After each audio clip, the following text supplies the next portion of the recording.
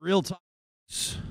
Good morning to you. Good morning to you. Is my mic hot? Is my mic working? I'm not hearing it in my. I'm not hearing it in my ear. Real talkers, we got a few gremlins at play. Are we for sure? We are for sure live. Okay, so Ayla Brooke is still playing. Friends, I don't know if you can hear me at home or not right now. So, we got music playing. Good morning to you. Good morning to you. Okay. So what's going on here, Sam? Are we good? Are we live? Are people listening to me? Are people hearing me? Short answer is I don't know. Okay, we don't know what's going on, ladies and gentlemen, right now. This is, I don't know if I'm talking to nobody right now, or I don't know if I'm talking to, Chat's saying they hear you. many people. The chat says they can hear me. Okay, I can't hear me, and I can't hear anything, so I won't be able to hear guests. So Sam Brooks is going to troubleshoot that, and he's working on it. What a start. There we go. I can hear my voice now. Okay. We're good. We're good. You shouldn't have been mixing Mai Tais for the last hour in here. We should. Yeah, that's what I do before the show. Oh boy. We got to. I knew that was going to happen the minute that we set up the blender in here and started bringing in fresh coconuts and barrels of rum, Sam. I knew that we were going to get distracted first thing in the morning with getting the show on the air. It's good to be with you on this Thursday morning. And barrels. We could use a barrel of rum in here. No, actually, by the way, I'd like to. This is actually what this is me patting myself on the back. But I'd like to pat on the back every single person that's doing right now the dry January thing, the sober January. You can attest under oath. Under oath. Not technically, but in the spirit of being under oath, I have sat 11 feet away from a well-stocked beer fridge now for how many days in January? Like half the month already. It's the 14th. We're at January 14th, and I can attest to that. It's not a single cold beer. It's a very weird feeling when you get up and you hand me a beer, and you don't get one for yourself. That's right. I feel sad. I'm actually starting to feel very. Like I go and I get you a beer, which now makes me feel like an enabler, because when you have removed yourself from the fog, and when you're taking a break but enabling others, like my coworker here, my colleague, technical producer Sam Brooks, I get myself a healthy sparkling water, and I get Sam. I mean, it's a fabulous locally brewed microbrew. Let's not kid ourselves here, but at the same time. Taking the month off. So it's been good. How many of you are doing that? I'm curious to know. When you put it out sometimes on social media, you'll hear from a bunch of people going, "Oh, I've thought about doing that. Oh, I should do that." That was me for a while, and then we were just like, "Okay, we're going to do it." So we're doing it. And, everybody will experience their own results, benefits, challenges. Some people are going to write in and say, who did I see? Anthony Hopkins the other day, obviously the Academy Award-winning great, the acting great, celebrating 45 years of sobriety. How great is that? Some of you are going to go, yeah, I've never tasted it in my life. It's not my thing. Others of you are going to go, I'm on my third paralyzer, Jespo, and good morning to you. So wherever you're coming from, we're getting real talkers all chiming in on the live YouTube comment thread this morning. Lethview is going, good morning, real talkers. I'm assuming Lethview is a view out of Lethbridge. If I'm wrong, I apologize. You're going to be hearing from your fire chief on the show today. As a matter of fact, just after the 9 o'clock news headlines, so we'll call it a half hour from now, the fire chiefs out of Red Deer, Lethbridge, and Fort McMurray, Wood Buffalo are going to join us. So if you're kind of envisioning the map of Alberta, you're going, that's pretty good coverage. That's pretty much, ish province-wide coverage of an issue with 3 different fire chiefs that are joining us, which is great. You want to know how people care about issues, or how much people care about issues? Just go through like these basic.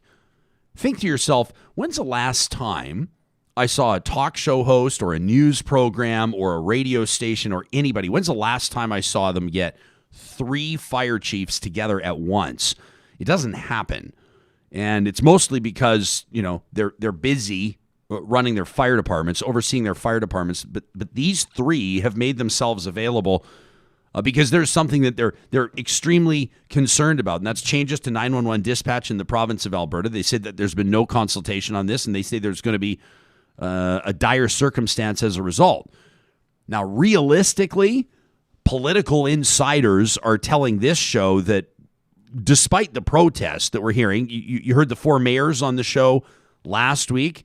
When's the last time you saw a talk show with 4 mayors on together? But we saw mayors out of, obviously, Wood Buffalo, Red Deer, Lethbridge, and Calgary. You saw the 4 of them on this, and they're speaking out against these changes to dispatch. Now you got the fire chiefs speaking out. Political insiders are saying, I mean, it's great that they're doing that, but there's not going to, I mean, the change is done. You know, the changes have been plotted out and planned for a while. They're implemented already. Half the province now, changes have gone into effect. The rest, it's coming into effect later this week. So we're going to hear from them. I mean, the deal may be done. The changes may be done for now, but we'll see what the result is. You hope the result is not anecdotal evidence, people saying, we told you this was going to happen. A dispatcher, not local, a dispatcher from who knows where, got confused, right? When they heard Saskatchewan Drive, they thought they got confused. They thought it was Saskatchewan. They sent the ambulance to the wrong place. We're hearing, you know, the ambulance took 24 minutes to get here. My dad was without oxygen, you know, and now he's brain dead. We're going to get, you know, these types of stories. At least this is what the fire. Don't take my word for it. Don't go, Jesperson, you're always banging. You're always, you know, you're trying to get ratings. You're trying to get people. Yeah. We'll listen to the fire chiefs. And if you think that all 3 fire chiefs are lying, then maybe you have a bigger issue. So we're going to get their take on that. We're going to talk to an individual that was the board chair of the ATRF, the Alberta Teachers Retirement Fund. That's coming up in the 10 o'clock hour. Looking forward to that conversation. I reached out, spoke with him yesterday, Greg Meeker, and on Twitter, Yo Meeks, who got a pretty good following, helping people understand retirement funds, pension funds, that kind of a thing. And I said, sort of, how are you feeling about changes that the province made, right, basically on Christmas Eve? The first word he invoked, incensed. He said, I'm incensed. I said, okay, well, you come on the show and tell us why you're incensed. So we're going to get into that today. And we're going to have some fun today with my pal Andrew Walker, who does a show on Sportsnet in Vancouver. Talented sports talk host. In my mind, one of the most talented in the country. We're going to talk about the NHL season, dropping the puck on that yesterday. It was very cool to see athletes back in action. I know some of you are probably ticked off. I saw that there were some people this morning talking about, you know, millionaire athletes and I can't travel and Ontario's in lockdown, but all the millionaires are out skating. You know, I think it, quite frankly, in my mind, it brings some normalcy. We're already so twisted around. Let's have some real talk. We're already so twisted around about policies, about who can travel and who can't, who can do what and who can't. I mean, it's been the theme of our conversations forever. So twisted up on this, but I'm curious to know how you feel about hockey. I'm thrilled to see hockey back, if you want the truth. All right, we got to get the show rolling. President of the Coal Association of Canada, Robin Campbell's ready to join us. Conversations like this happen because Bitcoin, keeps us in business moving forward each and every day as our presenting sponsor here. A lot of people are going to be looking into cryptocurrency as an option. Maybe there's something that intrigues you. It's captured your curiosity. Maybe you see it as an investment vehicle, an opportunity. Maybe you see it as something bigger. If you want to make sense of Bitcoin, you want to have a safe and reliable way to buy or sell it, check out Bitcoin Well, and you can find the link to their website under the sponsors tab at ryanjesperson.com. Real Talk starts now. Here's Ryan Jesperson.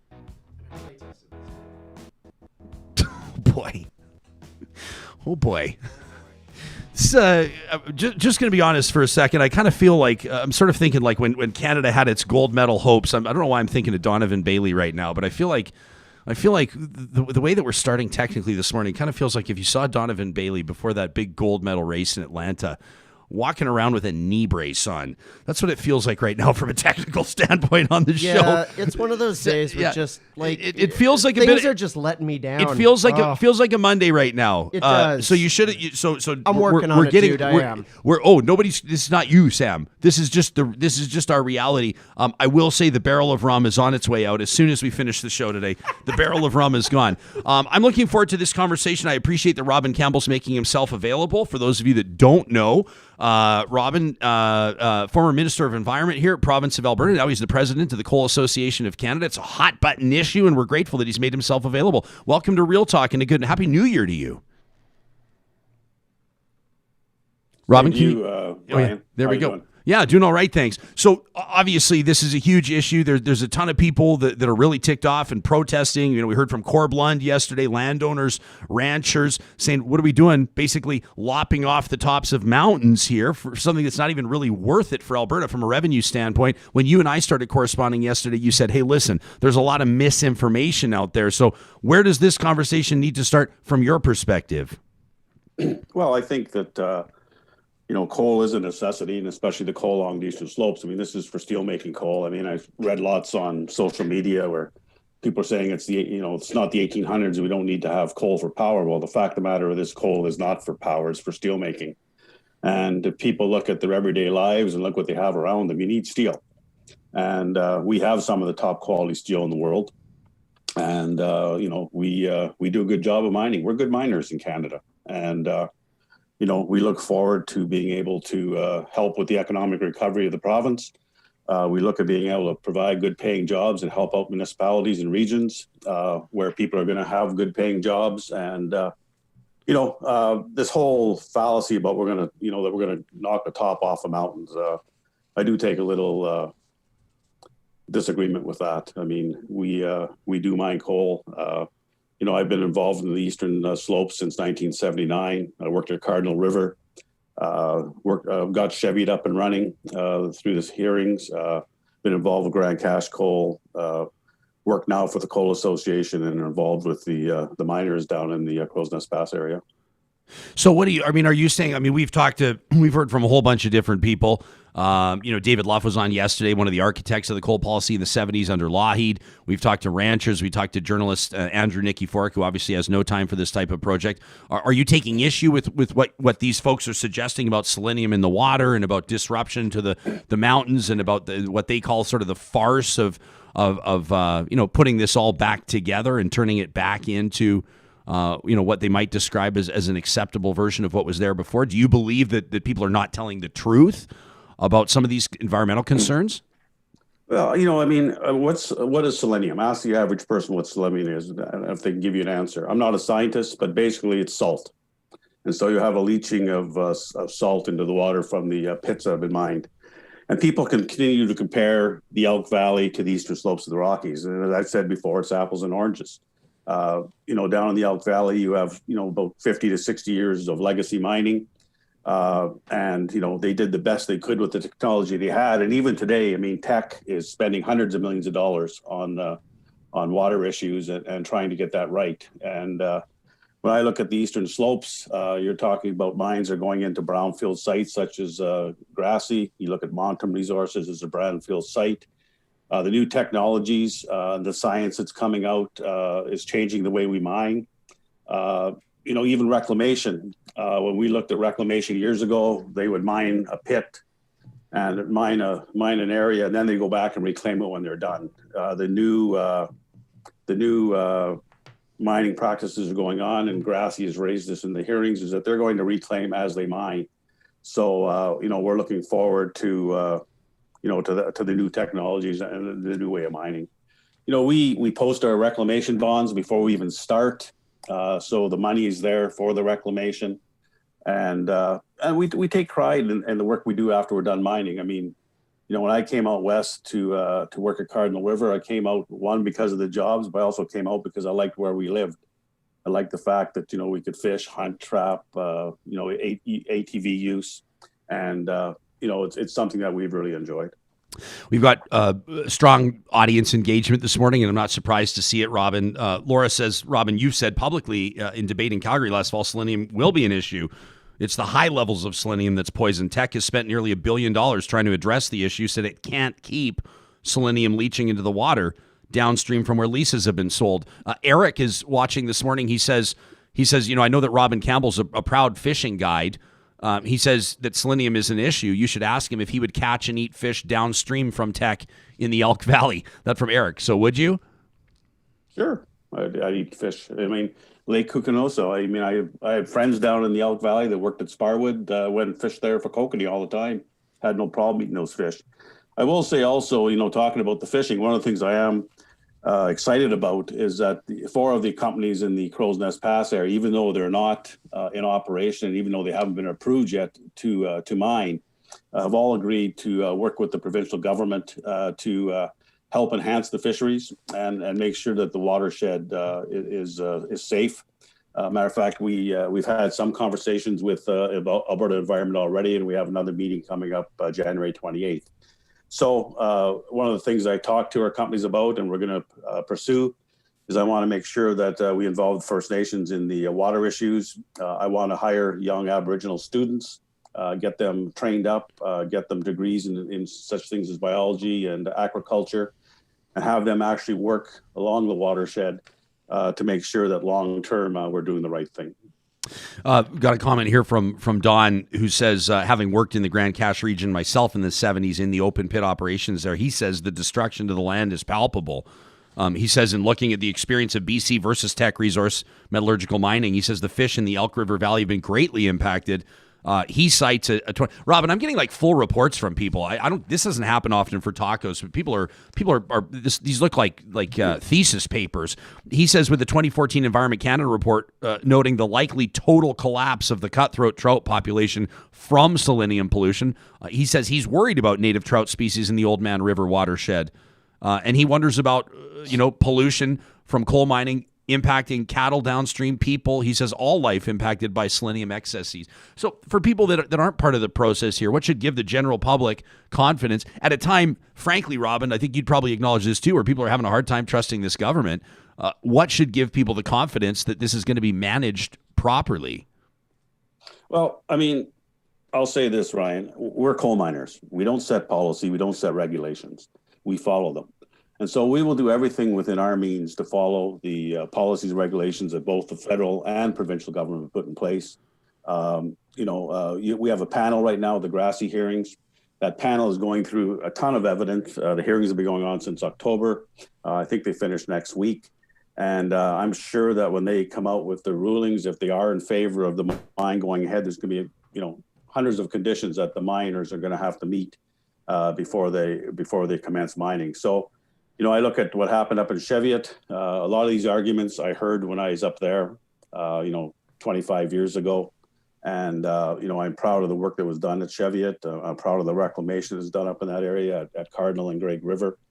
And, I have confidence that through the regulatory process and through the panel hearings and their recommendations that we will do a good job moving forward.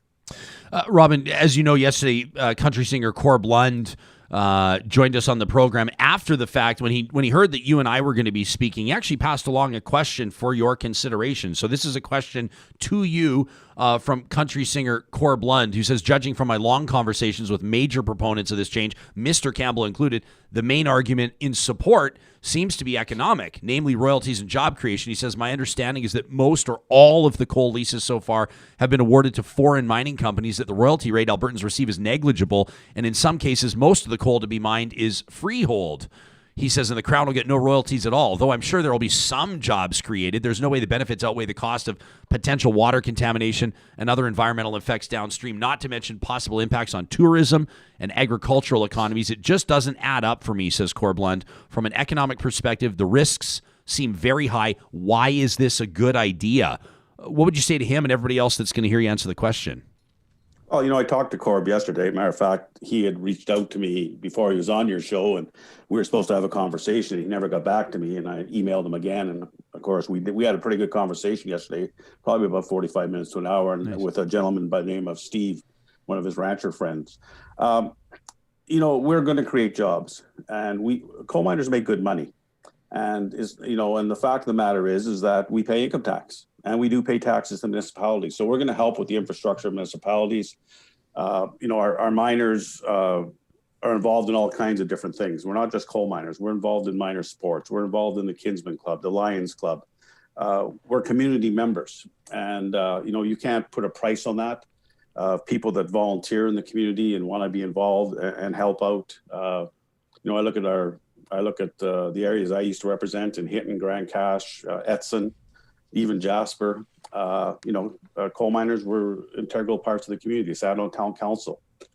So we do a lot in the area. And again, I'm quite confident that on the water issues that there will be mitigation put in place by the panel, and there'll be continual monitoring by the government, both federally and provincially, to make sure that the water quality is at a rate that's okay to drink. And as I said to people yesterday, the miners that are working at these mines, live in that area, and they're going to drink the same water. So, we're going to take a lot of care. I mean, we don't want to poison our own miners that are living anywhere from the Crow's Nest right over to Lethbridge. I would suggest there'll be people applying for jobs at Grassy and at the subsequent mines in the area. Yesterday, we had an impromptu performance. I'm not meaning to make this all about Corb Lund, but it was powerful yesterday. He impromptu picked up his guitar and sang a tune for us, "This Is My Prairie." And one of the lines in the song says, he says, "This is my prairie, this is my home, and I'll make my stand here and I'll die alone. Well, they can drill and they can mine on my smoldering bones. This is my prairie, this is my home." He goes on to say, he says, "The water's poisoned, my calves are all dead." Just wait, Robin. He says, "My children are sick and the aquifer's bled. They want a big pipeline right through Pops Grove, but this is my prairie, this is my home. I can't blame the riggers or the guys driving truck for feeding their families and making a buck. But take a close look at the stock that you own, because this is my prairie and this is my home." And I think that's big, because you talk about communities like Jasper and Hinton and Grand Cache. I have family in Grand Cache.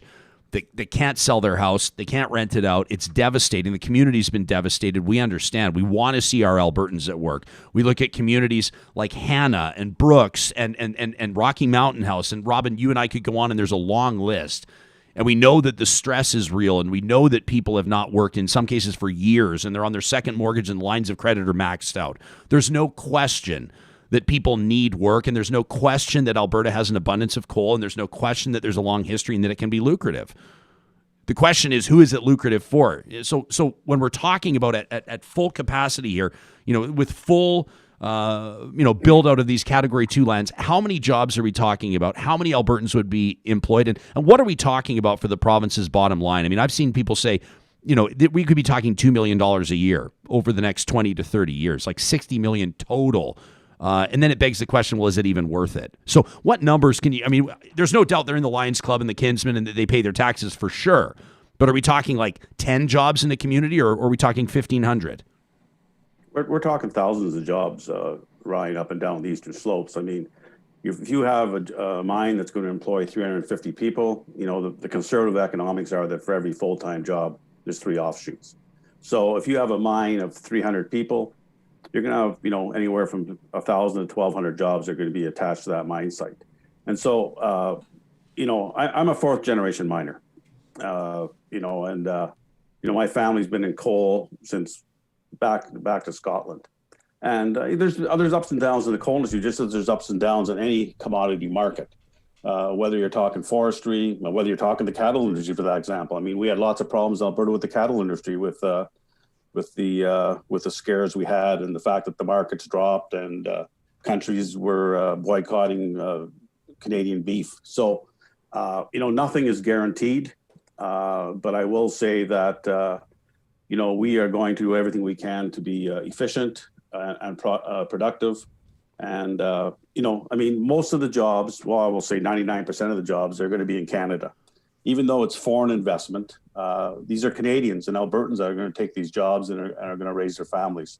So will an Australian investor make some money? Sure they will. Just like any other investor, whether they're from the United States. Look at our oil and gas industry. Where do most of our companies come from? And we saw that with the problems we had, and everybody moved their head offices to the States out of Calgary.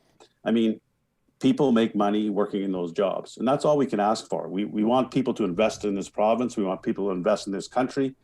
And from that, we provide livelihoods for people. And, we do a good job in Canada, not just in the coal industry. And I mean, if you read the headlines right now, China's not buying coal from Australia. That's a big deal. But guess where China's getting their coal from right now? They're getting it from Russia. Does Russia have human rights standards? Do they have good health and safety? I was in Russia back in the early 90s. I went underground in the Ukraine. And I can tell you that it was one of the scariest things in my life. I didn't know if I was coming back up or not. So, we do a good job of looking after the environment. We have some of the strictest environmental regulations in the world, and they're enforced. We have good labor standards. We have good health and safety. And that's all we can ask for. And we will work under the the rules that the government puts in place. Whether you like the government or not, they're the ones that put the policies in place and the regulations, and we follow those regulations. Yeah, I mean, and sure, you're doing your business and you follow the regulations of the industry, and there's no requirement for any industry to exceed the regulations that are in front of them, regardless of what industry we're talking about. That's a fact, obviously. We talk about, I mean, there are First Nations groups opposing this. There's obviously outcry from ranchers and zero consultation outside of maybe consultations with the Coal Association. The provincial government, against the advice of its own public servants, did not consult on this. As a former minister of the Crown, why do you think that's the case? I mean, real talk here, Robin, that has to concern you. The province isn't consulting really with anybody in meaningful fashion on this. Why do you think that's the case? Well, let me step back first. You talked about First Nations. We've consulted with all the First Nations in the areas, the ones that we have to, and we've got impact benefit agreements with a number of them. There's people within the different First Nation communities that aren't happy, but we deal with the leadership, and we go out, we consult with the leadership, and they've signed the impact benefit agreements, and they've came out and said we support Grassy, for example, the Piikani Nation, Chief Stan Greer. So, we've done our piece in going out. We went out and had town halls. We've talked to community members. I can't speak for the government. I'm not in government. So I don't know what the rationale is behind some of the decisions you're making. I shake my head on some of them. People say, well, they only consulted with the Coal Association. That's not true. They didn't even really consult with us.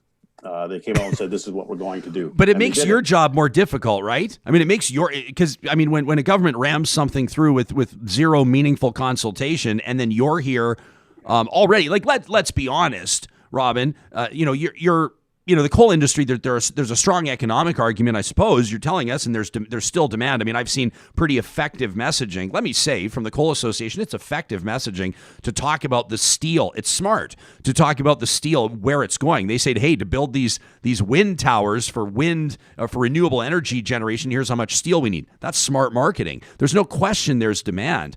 But you're here having to answer. I mean, people can push out. We're getting photos submitted to us from people in coal communities saying, there's this light dusting, this black on top of the snow. They're saying there's obviously environmental impact here. You have to face the music. You have to talk to Albertans and Canadians about this. And in my opinion, the way the government's handling this, it makes your job difficult. It makes it appear as though the government's trying to ram something through, trying to hide something. Would you agree? I don't think they're trying to hide something, Ryan. I mean, I don't agree with everything the government of the day is doing right now. I mean, as a former minister of, they always say the environment, but I was also a former minister of Aboriginal Relations and a former minister of finance and government house leader. So, I watch what's going on, and there's some things I question, but, it's a tough job that the government has in some pretty trying times. And, it's easy to take shots at them. I don't do that because I'm not at the table. And, I don't know what's going around the cabinet table. I don't know what the thought process is.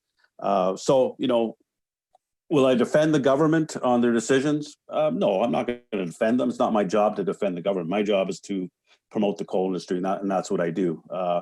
And, are we happy that the policy's been rescinded? Well, yes and no. Because I say to people, now that the policy is rescinded, what has changed? Tell me what has changed. People still have to go through a process that want to invest their money. There's still joint federal provincial hearings. There's still a whole bunch of licensing that companies have to go through. We still have to consult with First Nations. The government will say to us whether or not we've done our duty to consult with the nations. So everything that was there before the policy is still there. Our job hasn't gotten any easier. And, people say, well, category 2 lands. Well, you look at Rocky Mountain House, there's 2 operations up at the Rocky Mountain House that want to go ahead. Those are in category 2 lands. They were there long before the coal policies was rescinded. I look at Grassy Mountain, that's 7 years in the making right now, Grassy Mountain. That was long before the coal policy was rescinded. Same with Montum, same with Atrum. All of these companies have been there while the coal policy was still in place. So, if the government was to rescind the coal policy and all of a sudden it was just carte blanche, it was the old Wild West again, do what you want. Yeah, I'd have some concerns about that. And I think the general public should have some concerns. But that's not what's happening. The process is still there. You still have to follow all the policies and regulations that both the federal and provincial government have in place before you can mine coal. Robin, So when I look at Grassy, we're talking 7 years, Ryan, that process is going through before they even mine an ounce of coal. In other words, the point you're making is that it's not necessarily, though it may appear to be rammed through, it's not being rammed through. Is that the point of you talking about the 7-year process? Yeah, well, exactly. I mean, everything is still there. You still have to go through the process. Robin, let me ask you in closing, because we've got a guest, and then we've got 3 more guests for the next interview, all in the bullpen here. I appreciate your time this morning. Let me ask you, just in the interest of furthering the conversation, and I appreciate your candid answers today. You say, am I glad that the government rescinded the coal policy? Yes and no. That intrigues me. I mean, you're the president of the Coal Association of Canada. So some people may be thinking, well, I would think he'd want to be pedal to the metal, tear up the coal policy. I mean, that's good news, open for business. What concerns do you have? You say yes and no with regards to, are you happy the policies, Lougheed's policy has been torn up? Why are you not happy about it? Well, I'm not happy about it because people don't understand what's going on. And so, we're spending time today talking to you about a policy that is outdated, and that a number of different policies and regulations have been put in place. The process is still there. We still have to consult with First Nations. We still have to go through the joint panel hearings. We still do our open houses. We still have to depend on the government to, once the panel goes through their decision-making process, we still have to wait on the government to say yay or nay.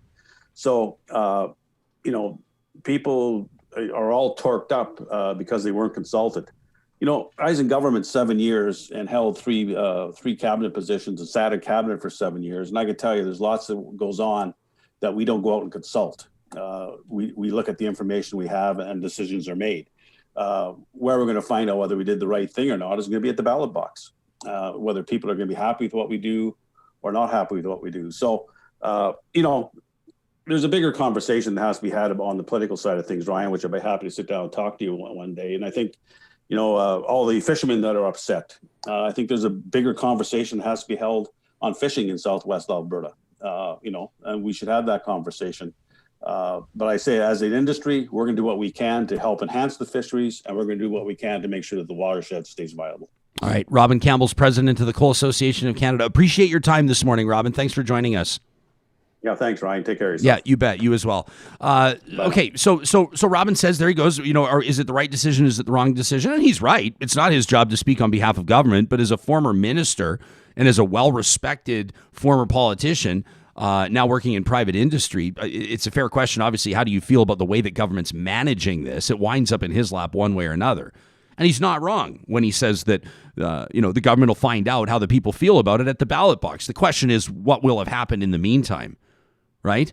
I saw somebody post a photo the other day. It was a cartoon of 2 people, looked like in Manhattan or somewhere like that, and Godzilla's there, like or some creature anyway. It was a sort of a graphic image of this dragon-esque, this massive creature, like knocking down buildings and breathing fire and tearing things down. And the one individual says to the other, "Don't worry, he'll be out of here in a week."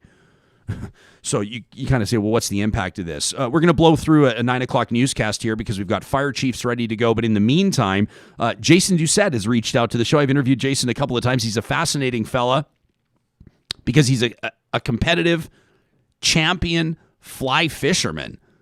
Yeah, that's right. How cool is that? He's president, as a matter of fact, of the Alberta Competitive Fly Fishing and Conservation of Alberta Competitive Fly Fishing and Conservation, kind enough to make a few moments for us this morning. Jason, welcome to Real Talk, and thanks for reaching out. Thank you very much for having me. Appreciate. Congratulations on this show. So many people have talked about this show and how you've overcome the adversity that was given to you. It's inspiring to a lot of people. I just wanted to let you know that, Ryan. Well, Jason, I really appreciate that. Thanks very much, and I will let that resonate for the next couple of hours. Let's get to this. We're going to be turning the page on this conversation momentarily in a few minutes, but I want to make sure we hear your perspective. You reached out. You wrote me an essay. You're really concerned about this. Tell our audience. I mean, you had a chance to hear from Robin Campbell there as well. Himself, he says, an angler, a fishing guide, a fourth-generation miner. Do you buy what he's selling? How are you feeling after you heard what he had to say? He's good at what he does. I respect his words, but I'm going to be honest. When we talk about reclamation in this province, and I'm gonna talk about mining, oil and gas, oil sands. You know what? There's a real problem with reclamation in this province. You know, we talk about these responsibilities up front and this money that's put, you know, aside. But you know what? We're still left with a problem in the end. You know, we can look at the orphan well situation in Alberta and how Albertans are going to have to face that problem eventually. How many people are going to be on the hook when, you know, these companies pull out in future? And we are left with those water problems. We are left with those piles of rock and that leaching material. You can't undo that work, Ryan. CJ Ballard. No, go ahead, Jason. Carry on. Yeah. So the other thing that resonated with me, and it's kind of a problem with me in this province right now under the current governance, talking about, you know, we're going to enhance the fisheries. Well, guess what? This is all along Highway 40. There's been books written about the angling, how great it was, and currently isn't too bad. We've got bull trout, we've got cutthroat trout, but you know, the discussion of for me, it's kind of a joke when we talk about enhancing the fishery. We're talking about stocked ponds. You know, we're in the end, mining companies have, you know, they buy off the public. Oh, we're going to create these reclaimed coal pit ponds. Yeah, it's a fishery stocked with rainbow trout, farmed rainbow trout. This does not replace wild rivers of bull trout and West Slope cutthroat trout that are all along Highway 40. And with 140 kilometers of continuous mining up and down the Highway 40 Forestry Trunk Road, these fish are already at peril. I can tell you it's not going to be long till we lose them, Ryan. CJ Ballard's watching in, tweeting at us, says, what about the destruction of headwaters for the critical habitat of Schedule 1 species like bull trout, West Slope cutthroat trout? Jobs are important, but destroying critical habitat, water withdrawals, poor water quality that affects people and wildlife doesn't seem worth it for coal. You know, I don't have, like, I wish that I had a science adjudicator or some sort of expert. What we need really on the show with respect to any guest, I'm saying generally speaking, we could use a live real-time bullshit detector that would sound the alarm. The needle could when we have certain claims that are being made. I'm not saying Robin Campbell's bullshitting. I'm not saying he's not, because I'm not a biological scientist. I'm not an expert on watersheds. He says when we talk about selenium, he says we're basically talking about salt. And a lot of people are concerned about it. I saw someone wrote in and said comparing selenium to salt is like comparing hydrogen peroxide to water. They're like, it's disingenuous. Now you're an angler. You're concerned about the environment. You're most concerned about water. That's why you've reached out to us. Have you done any digging on selenium? Do you have any anecdotal evidence? Do you have any?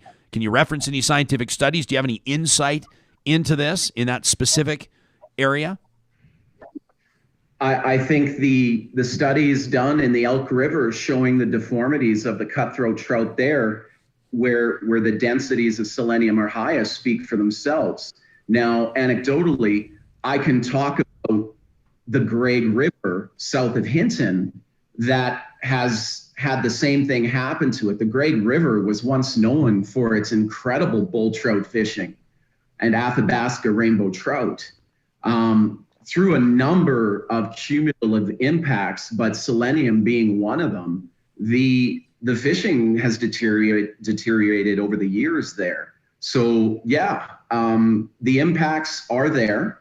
Yes, I'm sympathetic, empathetic to those that need jobs, but the bottom line is, I used to spend a lot of time south of Hinton. You know, I heard the word Cheviot come up. In 2002, I created my own radio show just to speak to the problems that the Cheviot mine was going to create for people that love the outdoors, not just hikers, not just hunters, not just fishermen, everybody that enjoys the outdoors. I personally lost some incredible elk hunting and Athabasca rainbow trout fishing. I've got to be honest with you. I went back for the first time this summer since 2002 and saw what's happened there. I got to tell you, I'm an emotional guy sometimes, and it was hard not to stand, at Mountain Park and do a 360 and see the piles of rock, the pipes running everywhere, and then those really conspicuous no trespassing signs that never come down. That's the one thing with these mines, the no trespassing signs, they never come down even after the operations have stopped. These places aren't accessible to us. That's a big problem for me, and I can tell you it's a big problem for a lot of people. So I stick with Cheviot. That hit me right here. There's a lot of jobs that were created, but you know what? That scar's not leaving the land anytime soon, Ryan. Jason, some other time, when we have more time, and the pace of today's show, we have, how many guests do we have on? 1, 2, 3, 4, 5, 6, at least 7.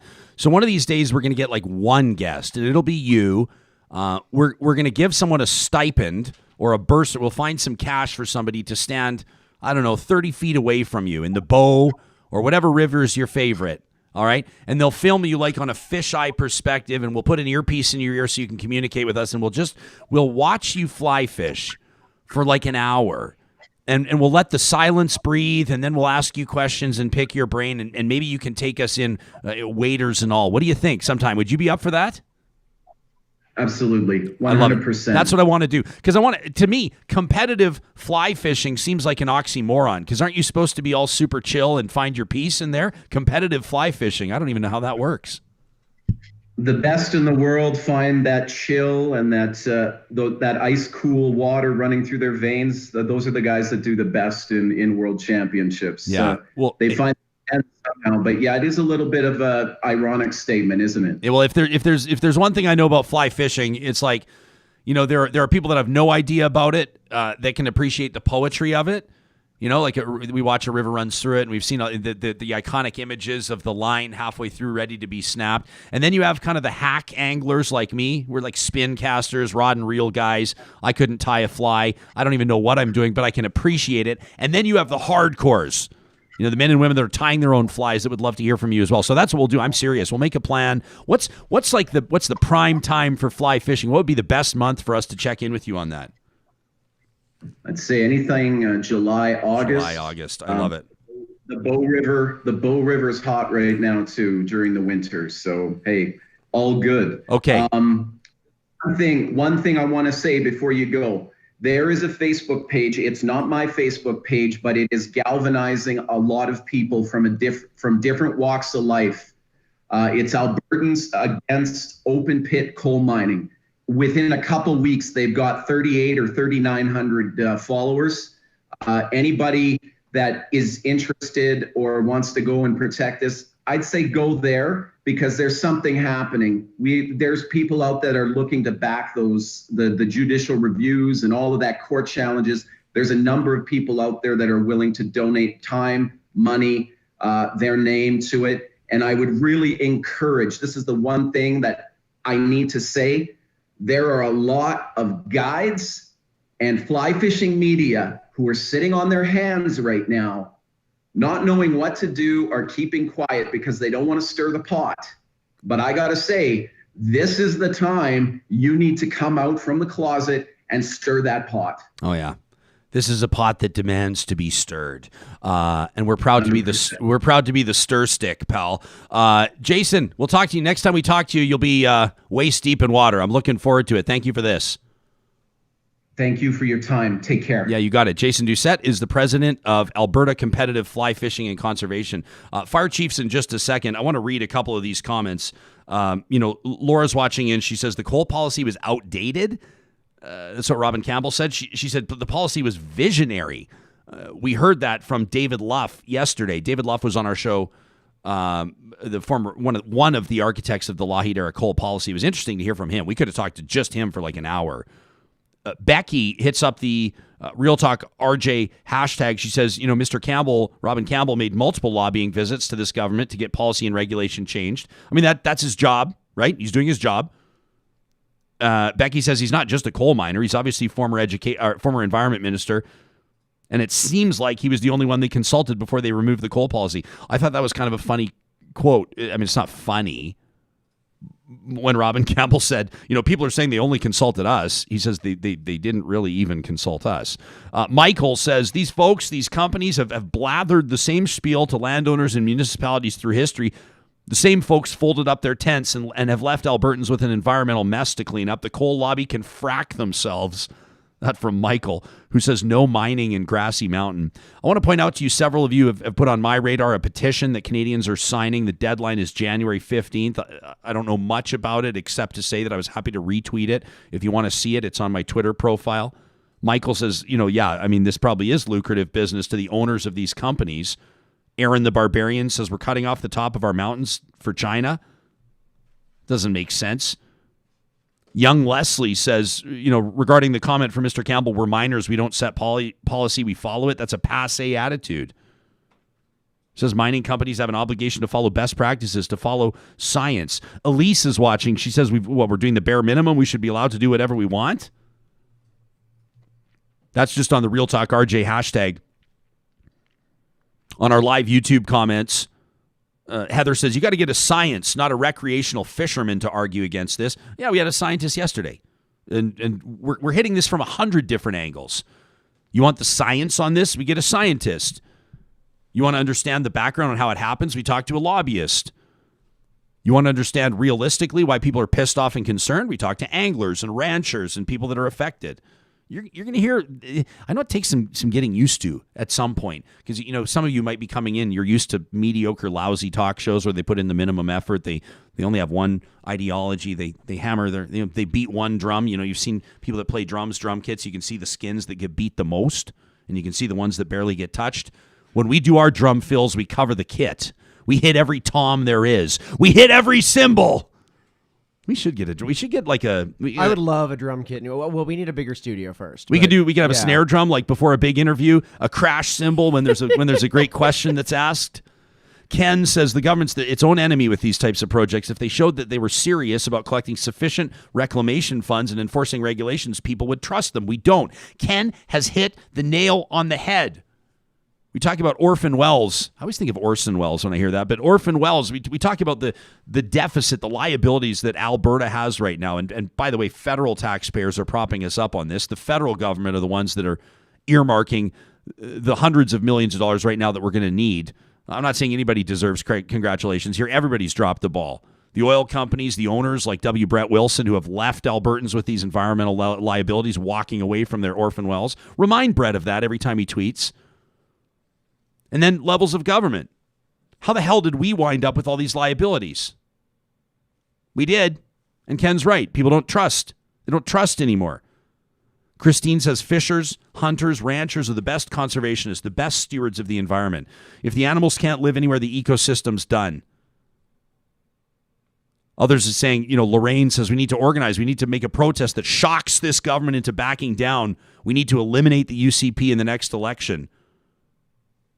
Others are saying, Jespo, you don't need a bullshit detector. We are your bullshit detectors. Thank you for being here. Appreciate that. Heather, meantime, spitting a little fire. She says, hey, the fly fishing industry has negative impacts on fish stocks and the environment as well. Interesting. All right. Let's move on. This is, I better get in a couple of sponsor reads or we're going to end up with 10 of them to do at the end of the show. So before we get to the fire chiefs who are being remarkably patient, I owe each one of them a 6-pack and I will pay it out. We want to let you know how grateful we are to be partnering with Dairy Queen. Dairy Queens in Northwest Edmonton and Sherwood Park have been with us since the very beginning. And it's working out well for them, they say, because Real Talkers keep showing up to their 6 locations in Northwest Edmonton and Sherwood Park and dropping the fact that they're Real Talkers and they're there for a reason. Keep tweeting me the photos of your blizzards and dilly bars and ice cream cakes. I'm loving it. It warms the cockles of my heart right now. Boxes of 6 dilly bars are 2 for 1 for Real Talkers, and they've got dairy-free dilly bars as well. You just said your heart's being warmed by things that are ice cream. Yes. I don't know if that's how cold things work. I'm a wordsmith. Oh, okay. Yes, I'm a wordsmith. St. Albert and Sherwood Dodge is your home. Not just for Dodge, but Jeep as well. And 2021 is going to be a huge year. It is a huge year for the Jeep brand, including the return of the luxury full-size SUV, the Grand Wagoneer. I'm super excited to see it. But they've got a wide selection of every Jeep model, the fuel-efficient and capable Compass, and then those big jacked-up Wranglers and Gladiators. I need a vehicle called a Gladiator. to go to the grocery store and back. You can find him in St. Albert, brand new dealership, Sherwood Dodge as well. Go see Scott and his team today. And Local Waste. We appreciate their sponsorship. You know, they're proud to be partnering with local groups, talking on a first-name basis, over the phone, old school, to make sure that whether you're an independent proprietor, a small business, or a big grocery store or a mall, that you're getting the service you need when it comes to waste management, recycling. Chris and Lauren Labossiere want your business, and they want to talk to you today, 780-242-9746. These fire chiefs have been sitting here waiting while we've been talking about fly fishing, and I'm so grateful for their patience. Fellas, I owe each of you a cold six-pack, and if I know anything about how fire halls work, I better show up with cases or cubes of 36, because I think that we're going to make sure that everybody's well watered here. Let's get to who we're talking about before we get into the brass tacks. Jody Butts is the fire chief for Fort McMurray, Wood Buffalo. Mark Rathwell is the fire chief for the city of Lethbridge. Ken McMullen is the fire chief for the city of Red Deer. Thank you all for being here today. We appreciate your availability. Well, thanks for having us. Thanks very much. Chiefs, I think maybe I'll just kind of go by name to make this easy. And Chief Rathwell, why don't we get into this with you first? When we talk about 911 dispatch, changes to how emergency calls will be managed in the province of Alberta, two municipalities saw changes go into effect on Tuesday. That's Lethbridge and Red Deer, correct? Wood Buffaloes is coming up at the end of this week, and we'll talk to Chief Butts about that. So Chief Rathwell, what does this mean for the city of Lethbridge? Why are you here today? So I guess the main reason we're here today is to talk about those changes and the impact that it's going to have on what we've traditionally done as an integrated service. There is a potential for this change to actually impact the city in a way that we have to actually change the whole modeling of how we've done business for the last 100 years. Lethbridge has been an integrated service for more than 100 years. And then to see these pieces as they start getting pulled off and siloed out, it has impacts, and there's real dollar impacts that our city has to look at. And that is a extreme concern for us. And so as we go through these changes, we want to make sure we have a critical eye on it and sort of follow the data and the trending and the impacts on our service. Chief McMullen, the city of Red Deer obviously is going to be part of this, is going to be impacted by this as well. It's early. We're 2 days into this. Have you already seen evidence that the change is going to have some noticeable differences? Or, I mean, take this into from your perspective. Let's drop into this. Sure. Well, thank you, and good morning to my colleagues and friends. We've been working near and dear on this for a number of months. And Ryan, thanks for having us on your show. And not to sidebar, I know that you had the mayors on your show last week, and they continue to advocate right up till the bitter end. And for us, the bitter end did occur on Tuesday around 10 in the morning.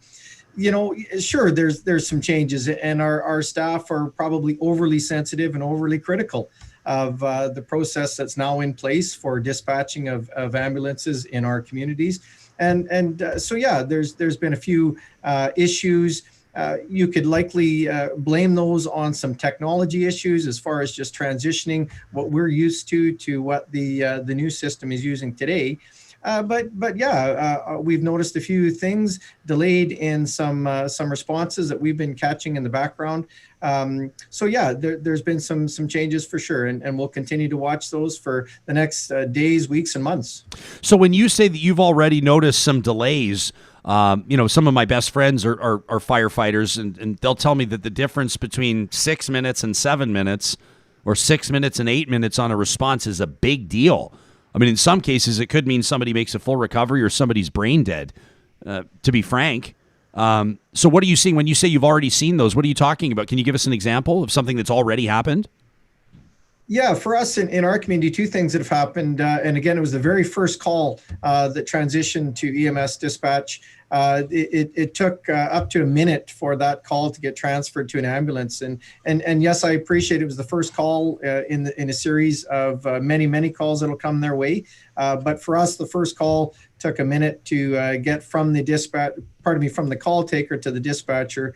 And we're pretty critical of that because seconds matter. And we do know that makes a critical outcome at the end of the day. So Chief Butts, Fort McMurray, Wood Buffalo bracing for these changes as well. I think my understanding is that your change is going to affect tomorrow. What does this mean from your end, logistically, practically? How do you make the adjustment? And I would imagine you're going to echo the concerns of your colleagues here, but what else do people need to be considering? And first of all, thank you, Ryan, for listening and giving us the opportunity here, because it does matter to all of Albertans. And to Ken's point there, a deep respect for 4 of the 5 major mayors in the province. We're standing in solidarity on this topic for months now, and I don't know if we've ever seen that type of unity on a certain topic. But we are talking. Mark and Ken and their teams have been gracious enough to share their stories, and we're going to learn from this transition that they're going through.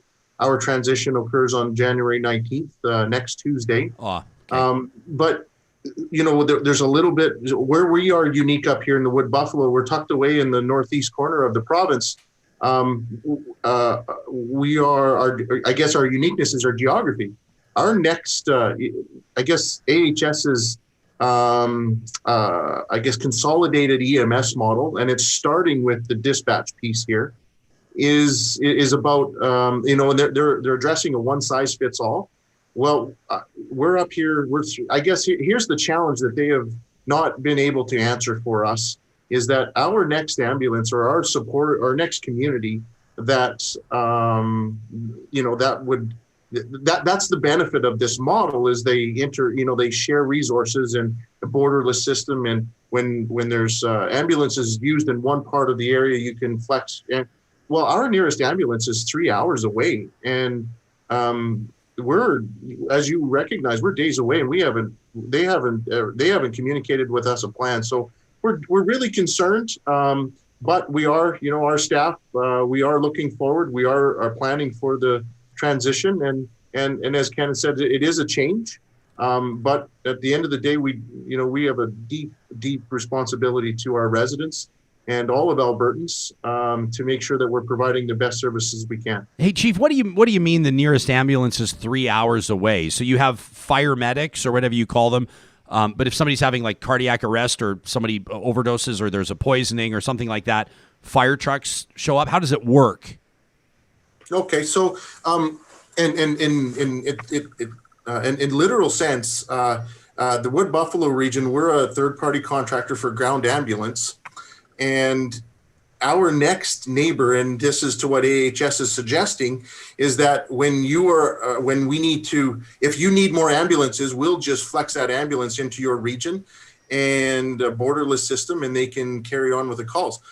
If anybody has visited our region in Fort McMurray, our next nearest community with a registered ambulance is Lethbridge, and that's a 3-hour drive away. So, and I use this analogy a lot, and here's a little bit of the uniqueness of what we do up here in our region. You've heard Mayor Scott mention that our region is bigger than the province of Nova Scotia, and yet we do this with 4 ambulances. And our answer to what do we do when all our ambulances are used and how do we support that? Well, our answer is our integrated model. So an integrated model means that our staff, they're dual trained, and we can use them on a medical call. We can use them on a fire call.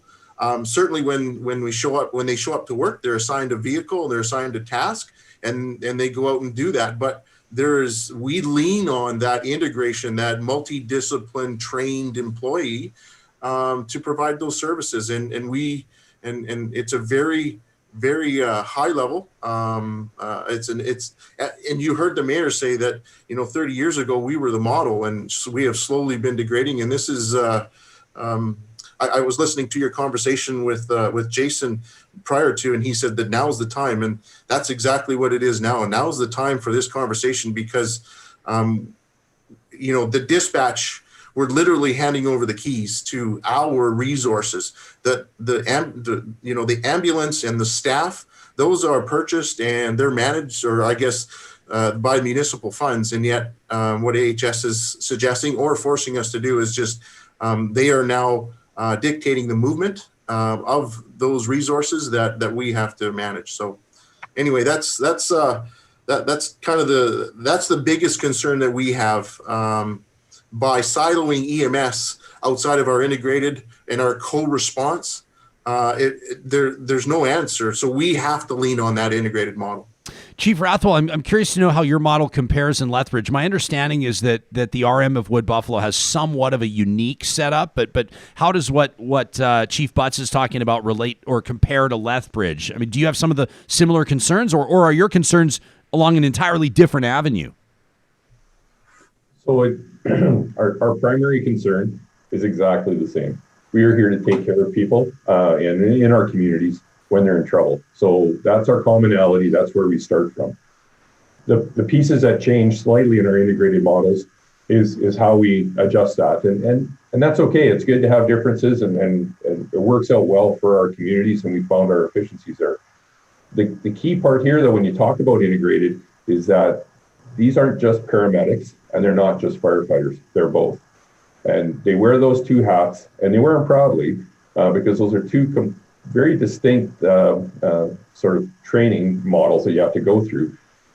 But those staff, when you have those cross-trained staff like that, the efficiencies in your community are based around the fact that you can use them in both roles. When you have one group that's pulling them in a different direction that we don't have full control over anymore, it erodes that integrated model, and you don't get full efficiency out of them, because now you've got this sort of other resource or other group that's pulling them out of your system, using them in other communities, whether it's a standby. If they're doing calls in other communities, that's a different piece. We're here to, again, to protect all Albertans when we have to. But if we're doing standbys and other pieces like that, or being locked up in say another municipality for long periods of time, those are lost resources in our community. Because again, we've built these systems based on this sort of this two-hat model. And again, that's the key element here is we've done this to make it such an efficient system that when you pull one component out, you lose your efficiencies. Yeah, and that's financially and resource-wise. I can't help it, and I hope this isn't too abstract of a thought, but I think that our audience is going to understand where I'm getting with this. You talk about, for example, the government that's making this decision is a conservative government, at least in name. And you talk about the perspective of most small C conservatives and how they feel about what the role that government should have. And an ardent conservative would argue that government should have as small or as minimal a role as possible. That government should stay out of the management of industry or stay out of the way of business. And in this circumstance, I mean, I want our audience, I keep saying this because it's important. We have 3 fire chiefs from across the province speaking in solidarity on a roundtable. This is not typically the type of thing that happens. This is a remarkable circumstance, what we're seeing here today with the 3 of you here.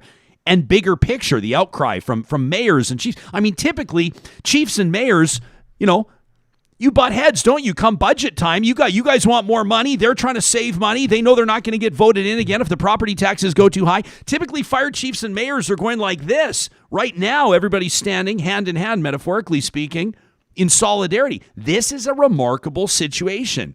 So Chief McMullen, I mean, in Red Deer, I had an individual on the inside of government contact me in confidence. I would not betray their trust. But they said, hey, you're doing great work.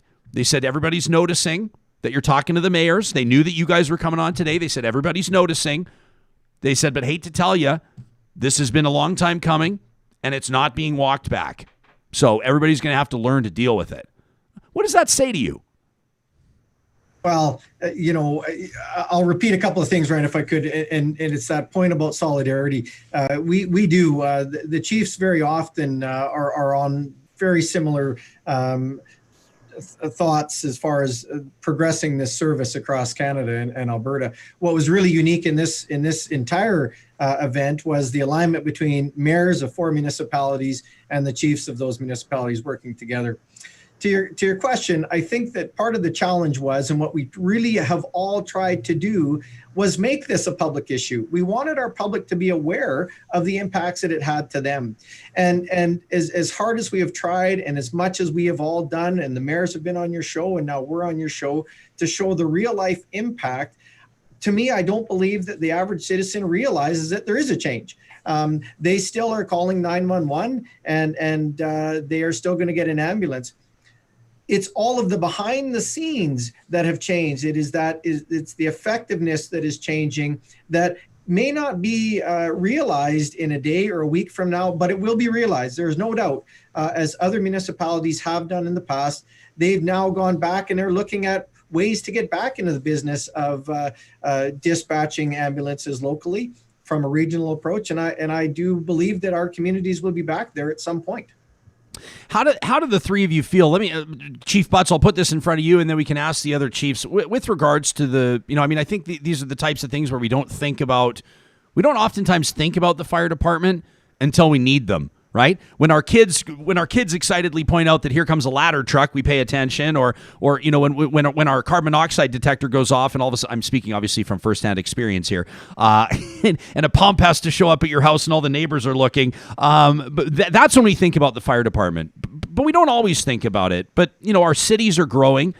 Including the three cities here that we're talking about. We know that there are response times, call times that need to be paid attention to. We know that there are infrastructure needs. We know that as cities sprawl and grow, that emergency coverage needs to match. We also know that it's a tough economic time right now, and different levels of government are dialing back on spending. Generally speaking, Chief Butts, we'll start with you. How well supported are emergency services, specifically fire rescue, in your neck of the woods? What do you wish that Albertans were more aware of? I mean, you've got their ear, you've got their eyes this morning. Oh, well, you know what? That's a really good question, and thanks for asking it.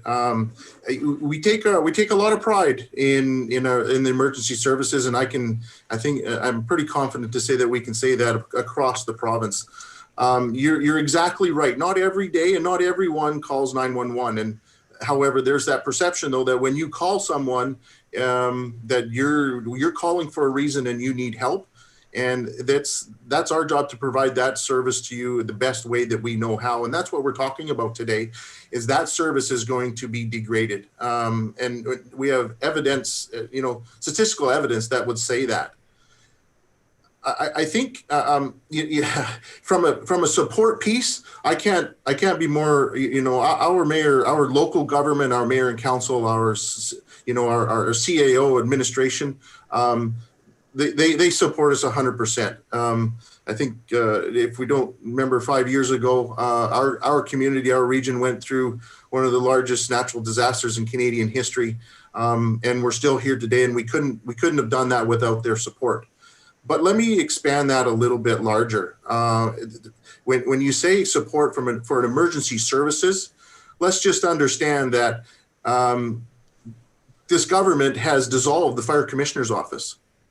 There's no longer a fire commissioner's office that steady, that standard that the fire industry in Alberta can call upon. And when I say that, we're fortunate. We have resources. We have larger centers. Us three here speaking to you today. But when you look across Alberta, there's the smaller rural Albertans out there that those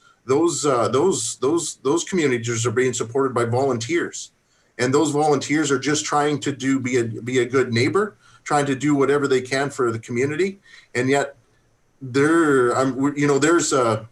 you bring up a good point. There's a silent tragedy that's happening across Alberta in the fire industry. We're deeply concerned that there's no fire commissioner's office. Chief, what would have been the justification or the reason? I'm not asking you to answer for government, but as best you can understand, for us laypersons that don't hang out in fire halls, don't get the scuttlebutt, why would you dissolve the fire commissioner's office? I was never that was a shock to all of us, but I know Ken, maybe I'll defer to you, Ken, to answer that. Yeah, and again, we're going out on a bit of a limb here in regards to a bit of an assumption. The government will argue that the fire commissioner's office exists. They will argue that there is a position that has been appointed as the title of fire commissioner. I think what Chief Butts is referring to is the role and responsibilities that the fire commissioner's office ran for those rural municipalities in this province that needed support in fire inspections, fire investigations. But in addition to that support, we often relied on the fire commissioner's Commissioner's Office to help advocate for a variety of different fronts. And this would have been one of those fronts that the Fire Commissioner's Office in years past, 5 years prior, would have advocated on our behalf and stood beside us when it came to big major changes like the one that we've faced in the last 48 hours. Chief, down in Lethbridge, have you felt, I mean, with regards to the Fire Commissioner's Office, this might be another thing where the average citizen wouldn't even notice unless the three of you were here. This is another reason why I'm grateful you're all here, to put these things on our radar. But with regards to the impact that may have had in Lethbridge, has it had any, or how do you perceive the reasoning behind that decision? Again, the impact for our community probably isn't as great. But as Chief Butts has mentioned, for our rural counterparts and our volunteer groups in neighboring adjacent communities around us, those folks are going to be feeling that impact to a higher degree. I wanted to get back just to your initial question that we were talking about. Our council and our mayor have been extremely supportive of our fire service, our fire EMS service, and specifically proud of our integration piece with that. And the other component with that is they made this decision to be integrated a long time ago, 100 years ago. Even our medical first response piece, when we were talking with them about that and we first brought advanced life support, our paramedics back in the day, into our system, they had the foresight to actually put that onto our fire trucks. They didn't wait for some government mandate or anybody else to tell them that. They recognized the benefits to the communities and they pushed it that direction. And all the other communities that have done this, we do it because it's the right thing to do to take care of our communities. And then folks through like the Fire Commissioner's Office can help us advocate for that for across the province to try to help support all the other services that maybe don't have the voice to get those resources to do that job. And so when we talk about that Fire Commissioner's Office, we talk about it as an advocacy for the fire service and a sort of that support for all the communities that don't have it. But for myself here in Lethbridge, we have great support from our mayor and council, and as we go forward with this, and again at that provincial level, we desperately need that strong voice from that Fire Commissioner's Office. But when we don't have it, that's where you see us banding together. But where we have to be strong as a group of integrated chiefs or fire chiefs across the entire province and councils across the province to go, hey, we need the support here. We need to be recognized for the efficiencies and the effectiveness that we're bringing into our communities. And I think you're right. Sometimes maybe the government piece does get in the way of that at higher levels when they're not looking at how it impacts all the other smaller communities. Not one size fits all in this world. It's just that you have to accept that. Yeah. Ryan, it's Ken. Can I just chime back in here? Of course you can. You know what? I would absolutely be remiss if I didn't, you asked the original question about council support, and I know my colleagues have both spoken to it. I need to repeat and echo what they're saying.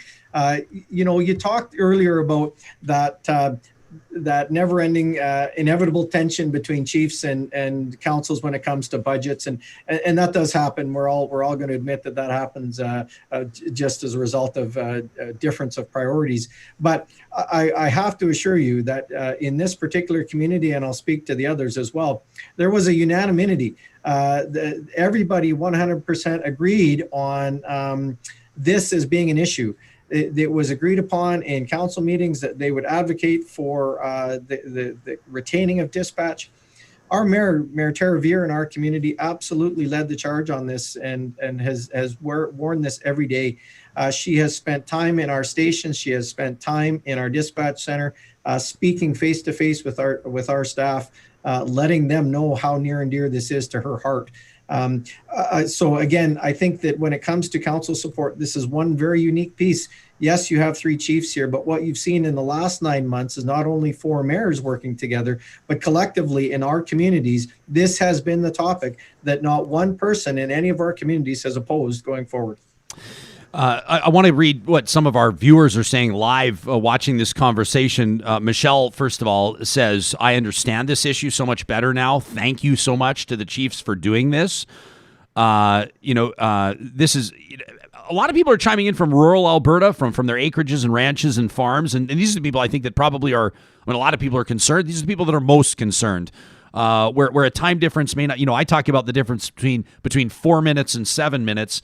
For these folks, it may be the difference between 12 minutes and an hour and a half. Right? If an ambulance or a fire truck gets sent in the wrong direction, Shogged is listening in and says, response times have gone up because the province hasn't added any new ambulances in a while. It's not a dispatching issue. Is that accurate? Is that true? Any of you chiefs want to take that? So I don't mind. Here in Lethbridge, we made a request for another unit to come into our system to support our integrated group, and that just hasn't happened. They again, in their modeling, they don't see that as a pressure for them. And in prior, when we ran our own service, we had our own benchmarks and triggers that would support us in adding those additional EMS resources. At this time, we're not given any information as to when those benchmarks are reached for us to add additional EMS resources. And I'll just add to that if I could. Yes, the ambulance is an issue, but I'm here to tell you I don't believe it's the biggest issue. I think that hospital wait times is a bigger issue, particularly in our communities where our wait times in hospitals are extremely prolonged. The other piece that we're all involved in is something called interfacility transfers. That means that our ambulances and our staff are tied up taking patients from Lethbridge or Red Deer or the MD of Wood Buffalo into Calgary's and Edmonton's, and then our resources are tied up in those communities for hours and hours at a time. We do hundreds of transfers. If you recall, Ryan, the mayors may have talked about the Ernst & Young report that AHS is reflecting on when it talked about some of the decisions that they're making. And there's really only 3 points that had anything to do with ground ambulance or AHS for that matter. One of the recommendations was to look at an improved interfacility transfer program. And we are still going to advocate for that to happen. We believe that if that one piece of the puzzle is addressed in a different fashion than it is today, yes, the ambulance shortfalls in our province will still be there, but I don't believe it'll be wearing the same weight that it wears today. Can I just from a civilian standpoint, am I understanding this correctly that there's like 6 ambulances in Lethbridge, there's 5 ambulances in Red Deer. We're talking about population centers of 4 ambulances and we're talking about population centers of approximately 100,000 people or more. I mean, you talk about Red Deer. I lived there for 2 years. You might as well say it's for 350,000 people because folks in Sylvan Lake and Eckville and as far away as Rocky and all these other communities are also impacted here. Never mind the pressures on the Red Deer Regional Hospital. That's another conversation entirely. But am I understanding correctly that we're talking about a patient transfer? So a city like Lethbridge or Red Deer will have 5 ambulances, and one of those ambulances, in other words, 20% of the total fleet, can be on the road to Calgary doing a patient transport. I mean, if there's an explosion or heaven forbid something happens and you need all hands on deck, 20% of your fleet would be driving somebody to Calgary. Could be 2 hours away out of the city. Is that what we are to understand here? Actually, in Lethbridge, for that example, typically we have 2 ambulances on transfers, and typically they're gone to Calgary. And those Calgary transfers are a minimum of 7 hours. So again, 2 out of 6 ambulances, Chief? That's correct. We're not far behind it. We'd be about the same on a daily basis. One for sure, and up to 2 on many days. So these code reds that we hear about, where it doesn't always get made public. In fact, it rarely gets made public because the public would panic.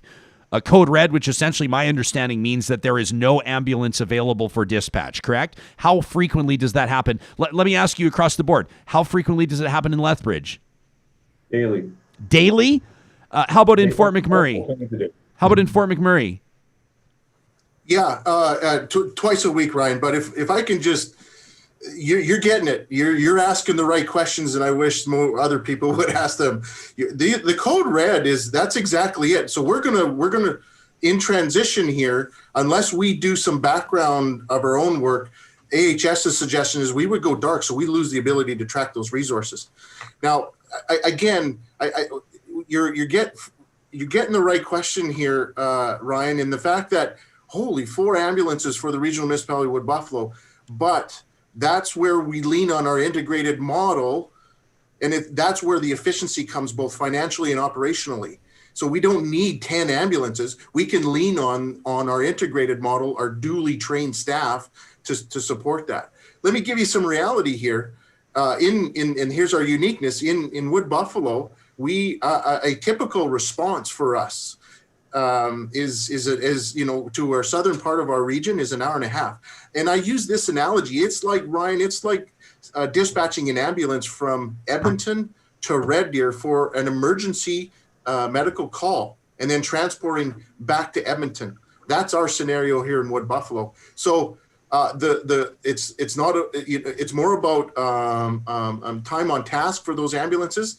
That's for one call is 5 hours, and that's in order to, so the code reds, that happens to us at least a minimum of twice a week. But what do we do when we don't have another ambulance through? Like the next ambulance is 3 hours away for us.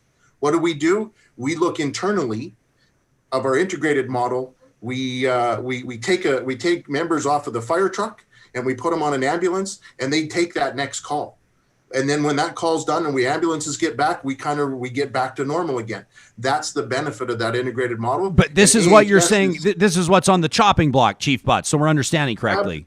Absolutely. This is AHS has got this siloed approach where their EMS is going to do their thing, and it's absolutely a siloed so approach. just so Albertans understand, this is purported to save the province $7 million. The change is $7 million. So in other words, 3 months worth of Jason Kenney's secret war room. 3 months worth of the secret war room is what they say they're going to save in a year. I can tell none of the fire chiefs want to comment on that. Chief McMullen, let me ask you, how frequently or how often does Red Deer declare, or is Red Deer in a state of a code red with no available ambulances? Yeah, you're not going to be shocked. It's similar to the rest. It's a matter of weekly occurrences when we're relying on ambulances from outside of our region to come in and deliver those calls. Right, I need to go back because you just pinned me on a point that I'll try to get not overly emotional on. But the fact of the matter is, you talked about the savings that the government projected through the Ernst & Young report, this $5 to $6 million. We continue to talk about what does that mean, because in fact, we don't believe that it's going to save anything. We believe that there's going to be more cost. However, here's what your listeners need to know. In spite of all of that, the mayors and councils of the 3 municipalities represented here today, Lethbridge, Wood Buffalo, and the city of Red Deer, we have made the offer to this government to cover that cost entirely. Therefore, the cost savings would be made. They can check that box off that says that, yes, we've saved the $5 to $6 million, and our services can remain delivering it in the fashion that we're doing it today. The mayors held a press conference this past Monday, and they made point that offer for us to deliver the services free of cost has not been answered. And I think that's a shame that we still have not heard back. I wouldn't say it's too late, other than the fact that literally the equipment that we utilized in our center to dispatch ambulances have left. The hardware has left as of yesterday. But for our partners in Wood Buffalo and Calgary, that the opportunity for your listeners and members of Alberta to make their point to their local MLAs and to this government, it's not over. And I would suggest that if they were successful in those communities, I would drive down to Calgary myself and pick up the hard drive and bring it back. Les makes a good point here. Les is watching this morning. He says, rural fire insurance is facing increases across the board because dispatch doesn't know the area. So Albertans that are now already paying more for their car insurance under this government may see that their home insurance, their fire insurance is going to rise as well. Ken says it's interesting the province is advocating for an Alberta police force because the folks are local. But with EMS, the position is let's spread out the responsibility to people who aren't as familiar with the area. That's a great point.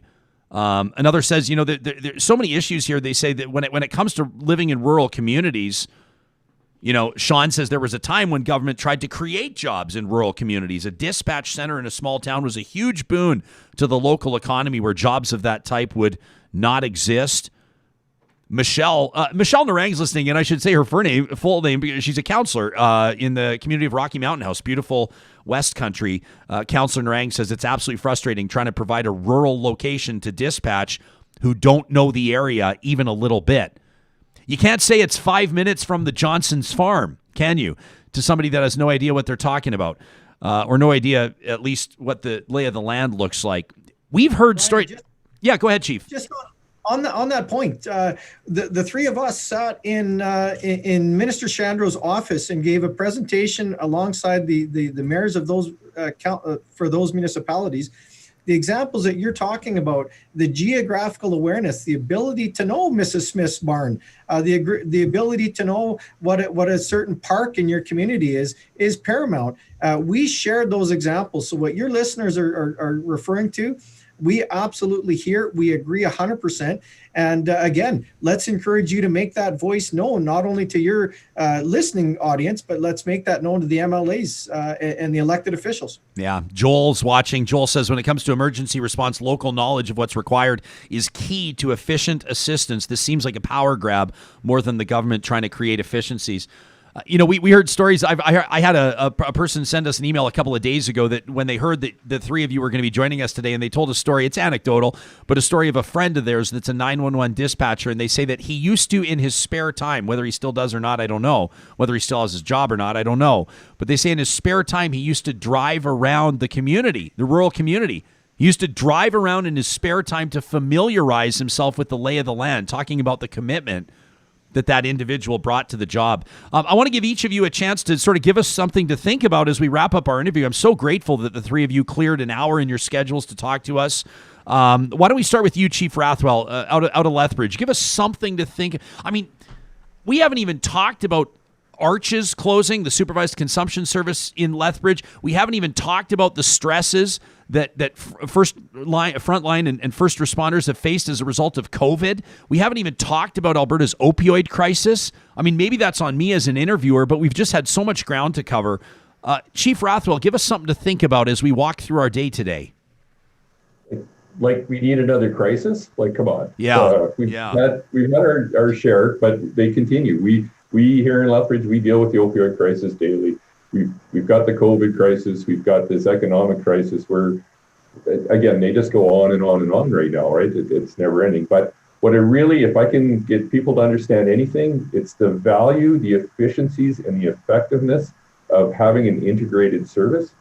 The value plus that we bring a community with those types of pieces is out of this world. We hear those anecdotal stories all the time about having that effective combination of the dual-hatted firefighter paramedic.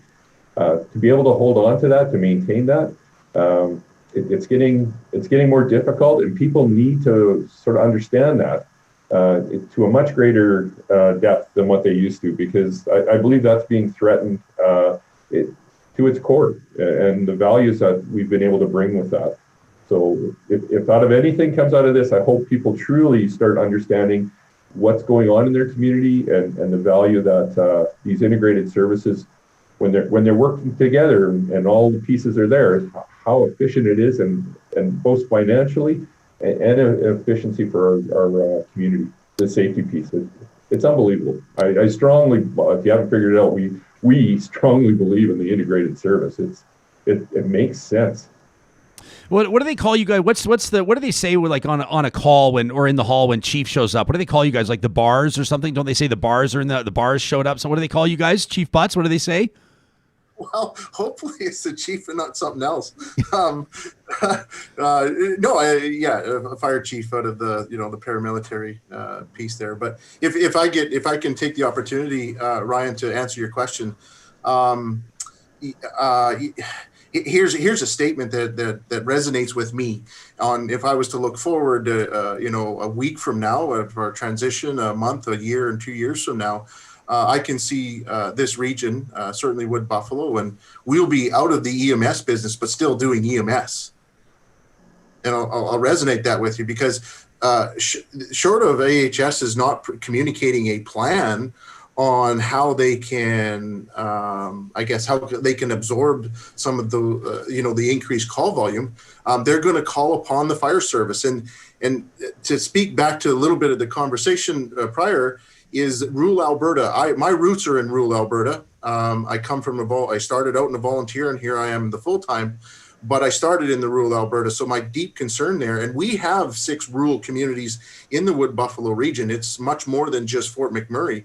And Alberta Health Services answer to their gap in service or their gap in response times is what they call the medical first response program. So we have been a medical first responder because that's that siloed approach. But I want everybody to be very clear on that's their answer to their gap in service. So we have an hour and a half to respond an ambulance. We've asked that question. We need to put an ambulance there. Here's the call volume. No, here's medical first response. Obviously, the Wood Buffalo region entails the oil sands. And the answer to that, oil sands has played a considerable role in delivering EMS services in our region. There's thousands of workers that come and go in and out of the region that our oil sands partners, mutual aid partners, do take care of for us. But that was through the mutual aid agreement. That with AHS coming into that changes that whole game. And their answer to that is the medical first response program. Okay, understand this, that the medical first response program is not a health service. It's not an AHS program. That's a municipal affairs program. So Alberta Health Services downloads their gap in service to the local level, and and fire services under the municipal affairs. It's there's some real disconnect. So in order for us to share that, it goes on deaf ears, or certainly seems to be going on deaf ears. So our industry partners, I'm meeting with them this afternoon, and to let them know, but they're ramping up this medical first response program, and our First Nations groups, I don't know the answers because I just don't know the answers, Ryan. So we're going to have to be on alert, and I've told our staff. We've set out in our transition to plan and be, we need to, our number one goal is all 3 of us is the safety and our citizens, but we're going to do whatever we can in this transition, recognizing, and we've communicated all the gaps, but positive patient outcomes and the safety of our members. Because if we lose the ability to track our ambulances and our people, they could be an hour and a half away. We need to know their well-being. We've got, I just want to paint a pic. I just want to, just a quick perspective check here. And these 3 chiefs have to get back to, running fire departments in 3 of Alberta's most populated centers.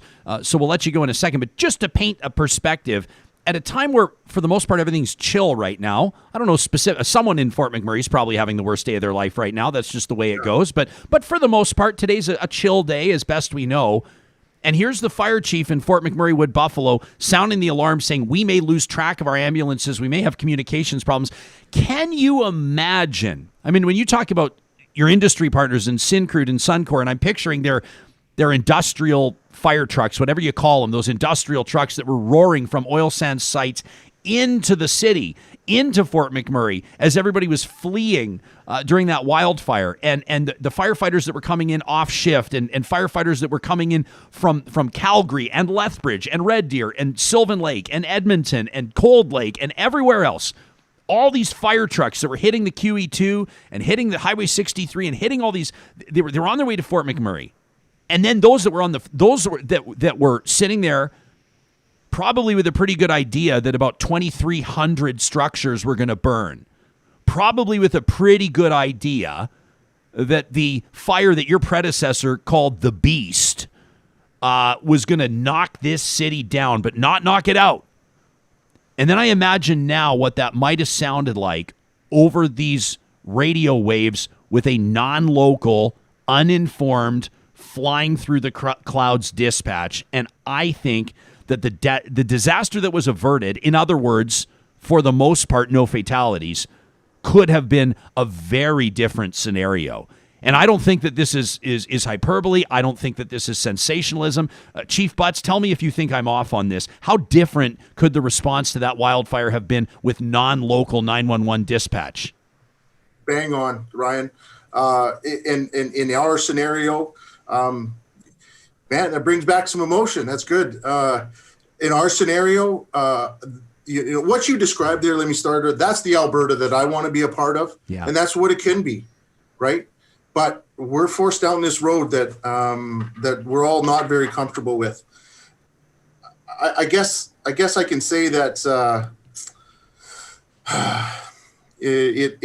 I can't say enough, and thank you to all of our help, to all of the industry across the province, and that's the solidarity that you see here with us today, and again to our mutual aid partners. They didn't ask, they didn't, I'll tell you, they did that because of they're a part of our region, and they want to be good neighbors and good corporate citizens for all the right reasons. But now we have to silo our EMS services aside, and we have to answer to someone else here, which is fine, but it's really frustrating when they don't listen to us. Not listening. With what we know as local solutions. Here's another, I don't want to belabor it, I know we got to go, but STARS does not operate in our Wood Buffalo region. We don't. So what have we done? We've a long-standing relationship, a local solution, where we've gotten an arrangement, an agreement with our with an aeronautical company here to provide rotary wing helicopter or medevac services.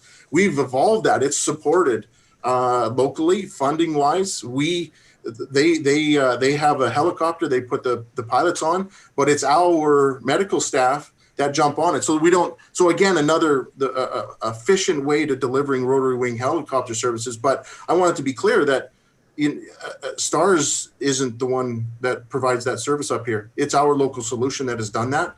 And this change for Alberta, we've had 2 criteria to launch that rotary wing helicopter. There's one that we chime into the STARS and the provincial model. The other one is a local launch criteria. We're almost positive that local criteria will go away. And that, when I look at the stats, it's about 60% of the time. Chief McMullen, we'll give you a last word on this, and to sort of return to the question here that I put in front of your 2 colleagues. Something to walk with, something to think about today. One final thought, maybe something we haven't covered. You bet. I think you covered it, but just high level, and that is our mental health of our first responders. It is wearing very thin on all of our first responders, and I mean that's all uniform in our communities. You know what, Ryan, we have to say thank you. We have to take pause and say thank you to all of our dispatchers that have been in this battle with us the entire time. There was no doubt tears shed in our dispatch centers on Monday when they said goodbye to that service that we've been delivering in our community since 1962. I know you're listening, whether you're in this community or others. Thank you for what you do every day. You are the first of the first responders that get to take that call and do what you do every single day with so much pride. So thank you for that. Ryan, my last thought, as I asked your viewers more than once today, is to be heard. It's one of those times where your voice matters, and I do really encourage you, if you've never done it before, today let it be the day that you write a letter to your local MLA or to the Minister of Health or to our Premier in this province. It's not over entirely in all communities, and like I said, we would gladly take it back here in our community. It's been a pleasure to be on your show. It's been a pleasure to walk hand in hand with these 2 colleagues that I've worked with for the last 9 months. Jody, I was with you in Fort McMurray. I remember the emotions that we met that particular day. It brought back some memories for me as well. So Ryan, thank you for having us.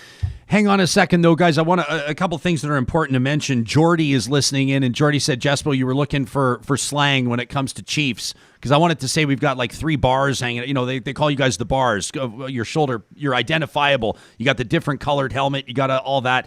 Jordy says we call it chaos. Chaos. Chief has arrived on scene. That's when there's chaos. Chief has arrived on scene. And also, if I know anything about how fire halls work, I understand how celebrity taxes work, and I would be remiss if I didn't. McMullen knows what's coming right now. Kenny knows what's coming down the pike. I got to congratulate you, Ken. Canadian Association of Fire Chiefs recognizing you as the 2020 Career Fire Chief of the Year. So congratulations on that. You deserve the recognition. And if I understand how that works, now that we've pointed it out publicly, I think you owe these other 2 boys lunch, don't you? Hey, thank you for bringing it up, and I would gladly buy these gentlemen lunch any day. Ryan, I'll buy you lunch too. Okay, I'm in. Hey, fellas, thanks for this. Honestly, for you to give us an hour is amazing, and the audience is very appreciative of it as well as we continue to keep issues that matter right on the forefront of people's attention and focus. So thanks for this, Chiefs. It's much appreciated. Thanks very much, Ryan. Thank you so much. You got it. That's Fire Chief Ken McMullen out of the city of Red Deer. That's Chief Mark Rathfeld out of the city of Lethbridge. And that's Chief Jody Butts out of the city of Fort McMurray, Wood Buffalo, Regional Municipality of Wood Buffalo. 3 chiefs there with us. Absolutely remarkable. We're going to get to your comments on this. We're going to leave some breathing room. We're going to be talking about teachers' pensions in just a second. Plus, we're going to talk some hockey. We haven't even talked about Pat Rain being booted out of the Conservative caucus, out of the UCP caucus. You know what I'm going to do, Sam, is I'm going to use our newscast. You know, our 10:13 a.m. newscast. I'm going to use that to talk about Pat Rain. But first, let's thank a couple of our sponsors, including the team at Kubi Energy. We're thrilled to have rolled out Positive Reflections on Monday. We're going to do it every Monday. If you got a case of the Mondays, Positive Reflections is going to put a smile on your face and renew your faith, your optimism in society. Now, Kubi Energy in the solar installation game, residential, commercial. Here's the deal. They're Tesla certified. All of their installers are certified electricians. So, you know, your house isn't going to start on fire like 3 days later because Uncle Larry put up the solar panels and hooked them up to old car batteries. You don't want that. You want Kubi Energy handling it. Plus, with all the rebates, like that $4,000 the city of Edmonton will get you, if you install solar in your house, your business, they handle the permits. Kubi Energy handles it all. What a breath of fresh air that would be. Hey, what's that? Your mic's live, Sammy. We got Clean Air Club as well supporting us here, cleanairclub.ca. If you want to breathe easier, the first place to start, says Clean Air Club, is by changing your furnace filters, and they keep you on track. We know there's so much going on. Your life, your to-do list, if it looks like mine, oh my gosh. Cleanairclub.ca keeps you organized, keeps you focused, saves you money, and helps your family breathe easier. Plus, the team at Friesen Brothers, so excited. They've told me it's okay if I tell you that we are under the 60-day countdown to the opening of their new South Edmonton location, the Rabbit Hill location. It's going to transform the grocery game in Alberta's capital region. 14 other stores across Alberta, and they are all about Alberta. Beef, pork, chicken, turkey, produce, Alberta milled flour in their sourdough. Friesen Brothers is Alberta grown and Alberta owned. Let's take a look at what's making headlines today.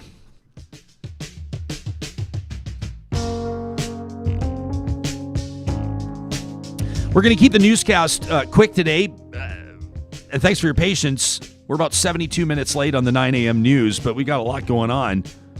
Here's what I'm going to tell you about what's going on in the news today, because everything else, we're covering it. Coal, fire, teachers' pensions, and we're going to talk a little hockey to wrap up the show today. I'm excited about that. But the Premier of Alberta, just a couple of hours ago, tweeting the most important job of an MLA is to represent their constituents. He says, I've made the decision to remove Pat Rain from the UCP caucus effective immediately. MLA Rain will sit as an independent MLA. He will not be permitted to run for a future UCP nomination. Premier released a statement, basically says it's become clear that Lesser Slave MLA Pat Rain has failed to represent his constituents. He made no meaningful effort to work in his constituency or properly represent the people. Get this, the Premier. When's the last time you heard a Premier speak like this? I have repeatedly asked him to be more present. He has ignored calls from me. He's ignored calls from the UCP leadership, and he's ignored calls from his constituents.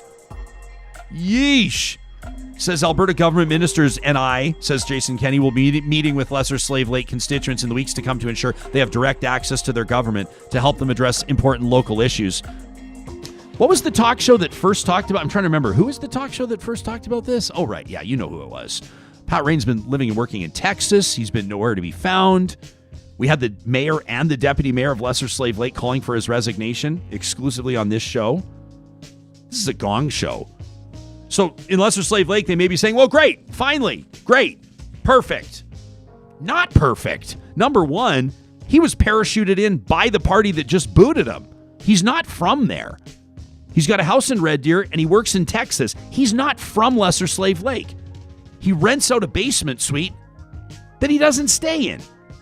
So the government, the United Conservative Party, dropped him into that riding, and now they've booted him. So where does that leave you if you live in Lesser Slave Lake? The guy that didn't give a shit when he was in government, now sitting as an independent, is going to care, especially because he can't run again? Like, Lesser Slave Lake, if I'm you, I demand a resignation and I demand a by-election. If I'm you, where's your representation? Independent MLA that didn't care in the first place? Yay. All right. I want to get to this email before I welcome our next guest. We've been hearing from so many of you. I know that, let me just acknowledge, Sam, can we take camera 4 for a second? I know people are going to look at my workstation, and Sam and I have done, I think, a pretty good job of tidying up around here, but you are going to see, like, I'm not going to hide it. I'm not going to try to hide it. There's stacks of papers. These are emails that of the good ones, of the really good ones that have nothing to do with coal, emergency response, or teachers' pensions. So these are other emails that have to do with like vaccinating prisoners and calling for excellence in politics and all those types of things. Here's the teacher emails. Here's the coal emails. And I'm trying to do justice to all of these messages. You're going to say, Ryan, you know there's tablets these days and iPads, and you probably don't have to kill so many trees here. I can't keep track. I have so many windows on my laptop that I'm going to crash the thing because so many of you are in touch with the show, and I so appreciate it. It's true. Jespo's laptop is like a horror film to me. That makes me nervous. When you come over from a distance, you'll come and you'll survey, because I'll say, Sam, can you kind of help me troubleshoot this, or we get some? And you look and you see the number of windows that I can see. I give you anxiety, don't I? I don't know if it's anxiety. I just I kind of take a quick glance at it and be like, well, that's why your computer's so slow. It's very obvious.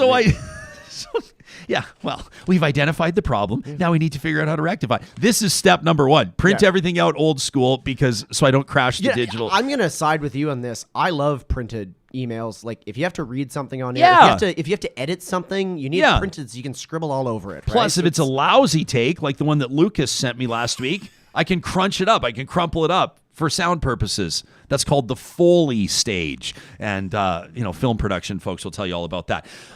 Catherine is a retired teacher.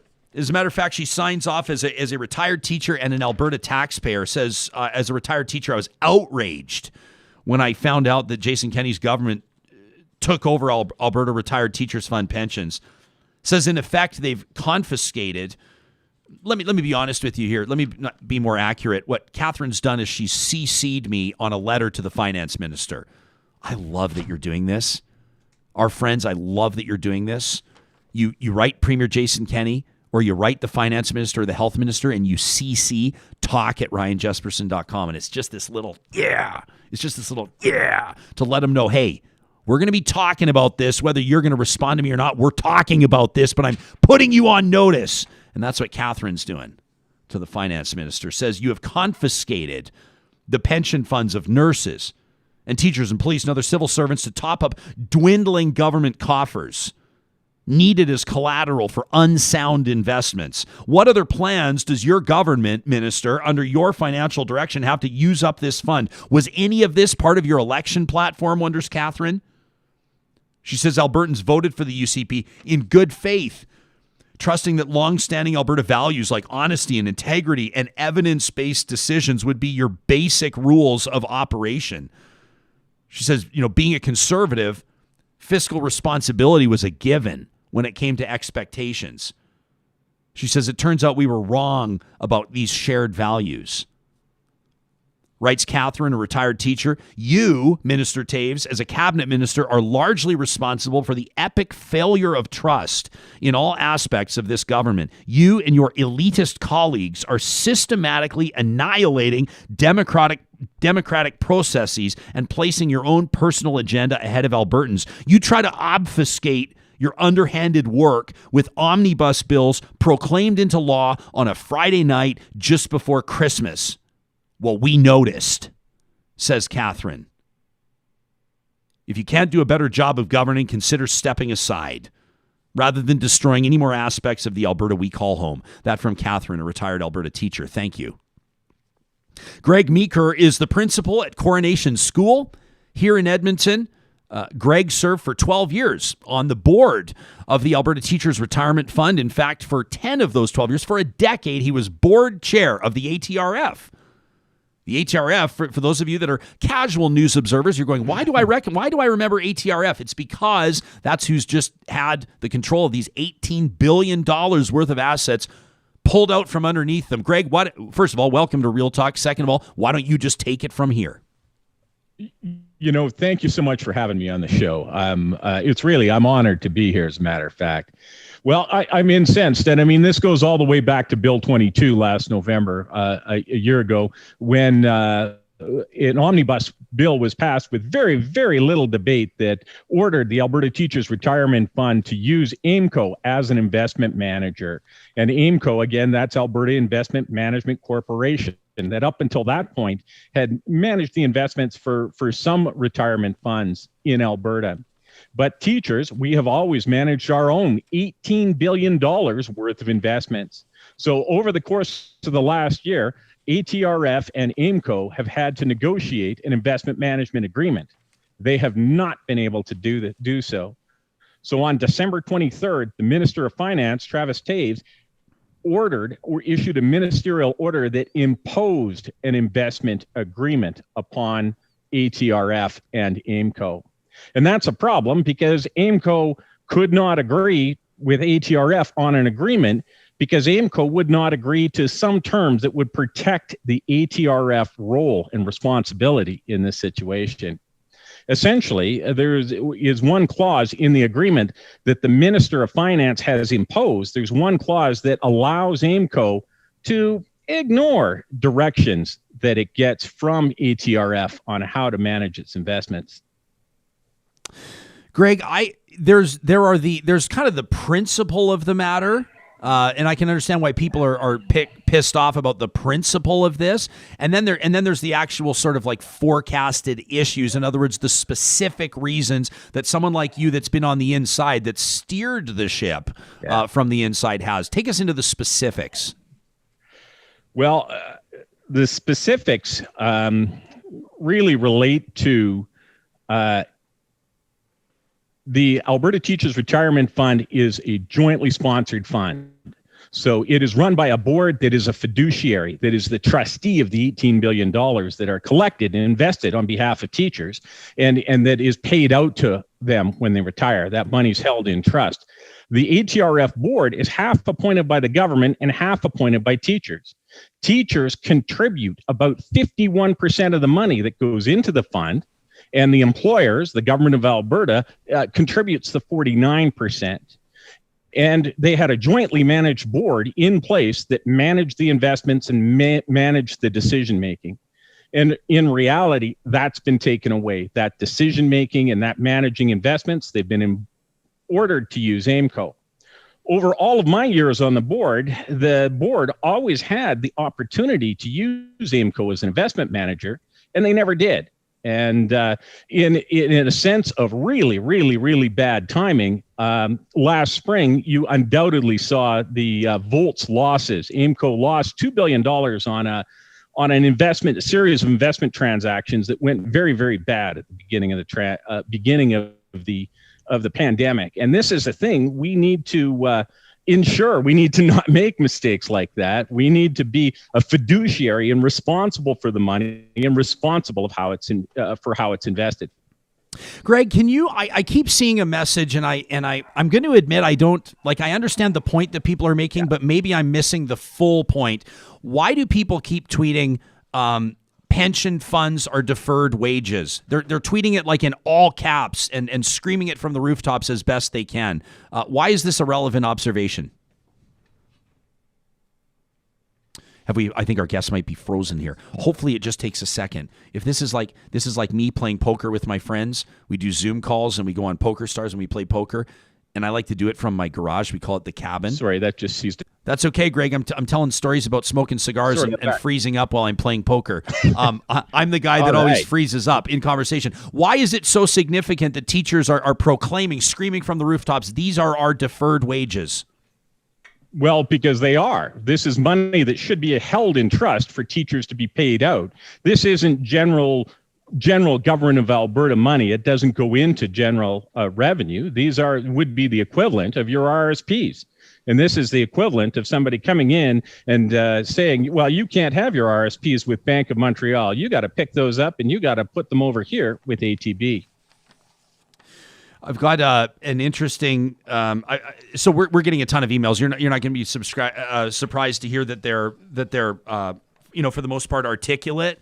And it's teachers and educators that we're talking about. So they have a way of finding the words that they need to make the effective points that they do. Erica has CC'd us, which we appreciate, on her letter to her MLA, to MLA Horner. Says that I'm unsure that people believe you in the context of what we're talking about here, because people don't have trust in the current government. I've long said that there are reasons for tough decisions and big changes, but they should be presented with honesty, transparency, and open conversation. Signing a document forcing something on teachers on December 23rd and then quietly releasing it days later is not being honest, nor is getting on Facebook and gaslighting Albertans, telling us that we should be thankful, we should be lucky that the government's going to backstop these or guarantee these. She says that's a gross statement. It's condescending. It's not true either. Okay, well, you jump in and answer that, and then I'll. Okay, so take it on. This comes out, right? This comes out on Facebook. This comes out, first of all, it was released by the ATRF, not the government of Alberta. You won't find this ministerial order anywhere on the Queen's Printer website. And then that same evening, our premier got on Facebook Live and said, you ought to be lucky to have a pension, right? And he did not acknowledge at any point that teachers contribute the majority of the money that goes into that fund, deducted straight up from their paychecks. He also said that these pensions were guaranteed by the taxpayer. And I can guarantee you that that is not true, that you can read the Teachers Pension Plan Act. There's no guarantee on it at all. It's the investments that guarantee the pension. It's the money in the bank that guarantees it. There's no taxpayer guarantee on this. Erica goes on and says, I shouldn't have to worry about losing this relatively small amount, but it's significant to me, she says, when over the last 83 years, is it 83 years the ATRF's been directing this? Does that sound right? Since 1938. Since 1938. Okay. Over 100 years. Gee. Well, yeah, closing in on 100. Says, you've long known how I feel about this pension file. She's talking to her MLA. Obviously, she's been in touch with her MLA before because she says, I'm so sad to have to send you another email. Erica is an engaged citizen. Clearly says, I'm trying. Says, I'm trying to understand the reasoning on this, but in the end, I feel like it's a way to grab at more money.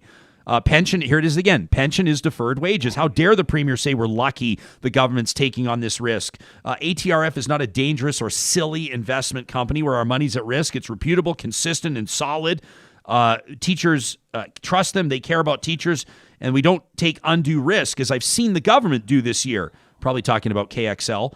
Says, please don't even talk about the AIMCo losses. Erica says, and this is in all caps, says almost every single decision made by the government over the last while is tainted with secrecy, hiding, dishonesty, and an unwillingness to listen to the concerns of stakeholders. Hearing and listening, as I tell my students, are two different things.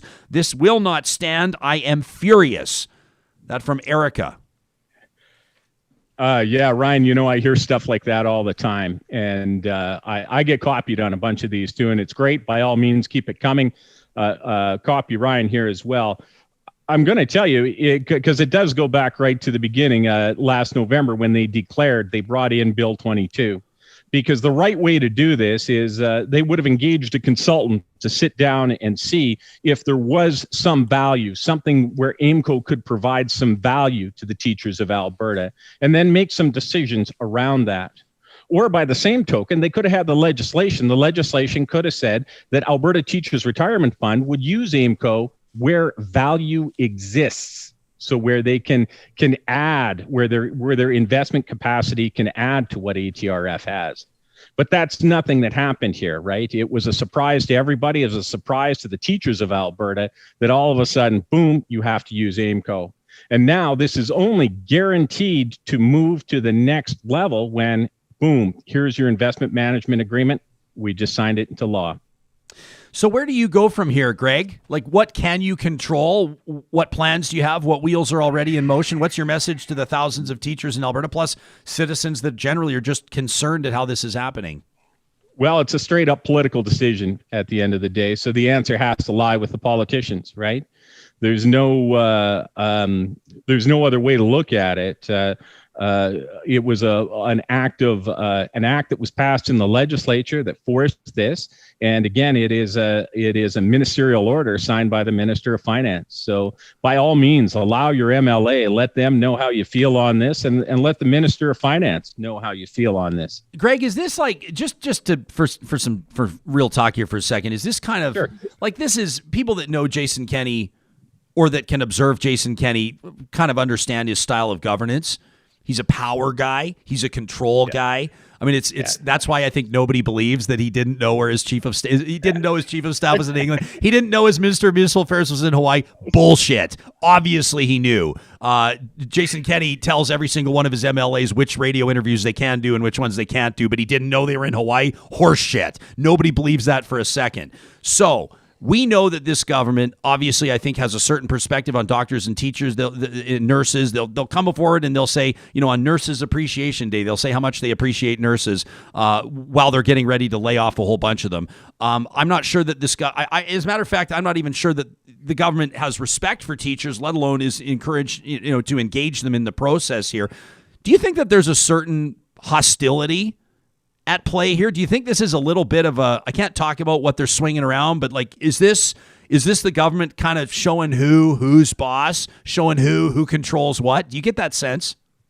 Absolutely, I get that. You look at the back of it, there's a couple of things, because you sit back and you ask yourself, well, what are really the things that really drives this situation, right? And I think there's a whole agenda having to do with an Alberta pension plan, again, that is as yet unrevealed and as yet unmoved. And I think a lot of this has to do with getting AIMCo in a position where AIMCo could manage Alberta pension plan assets.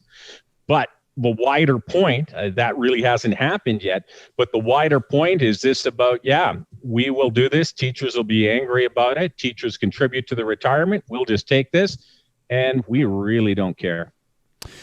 Greg, thanks for making time for us. I know that a lot of people, the reason, the work that you do, I know a lot of people appreciate. You're a bit of a Twitter celebrity on this. So I appreciate people can follow you at Yo Meeks. Is that how you pronounce it? Yo Meeks. Is that what people say? Yo Meeks. All right, Meeks. I had a student years ago that would greet me with that every morning. Is that right? Meeks. Yo Meeks. Yeah, absolutely. I love it. Hey, have you ever done radio, by the way? I haven't, but I'd love to, because some people have said I've got a radio voice. And I'm not quite sure what that means. Right? Oh, Sam and I kind of looked when you first, because I'd never heard your voice before, and when you signed on, Sam and I kind of looked at each other. I was like, oh boy, this guy's got as we say, you've got the chops. Hey, oh yeah. Yeah. Well, thanks for your advocacy on this. Please continue. You and I have a dialogue off camera. Keep us in the know, and we'll continue to talk.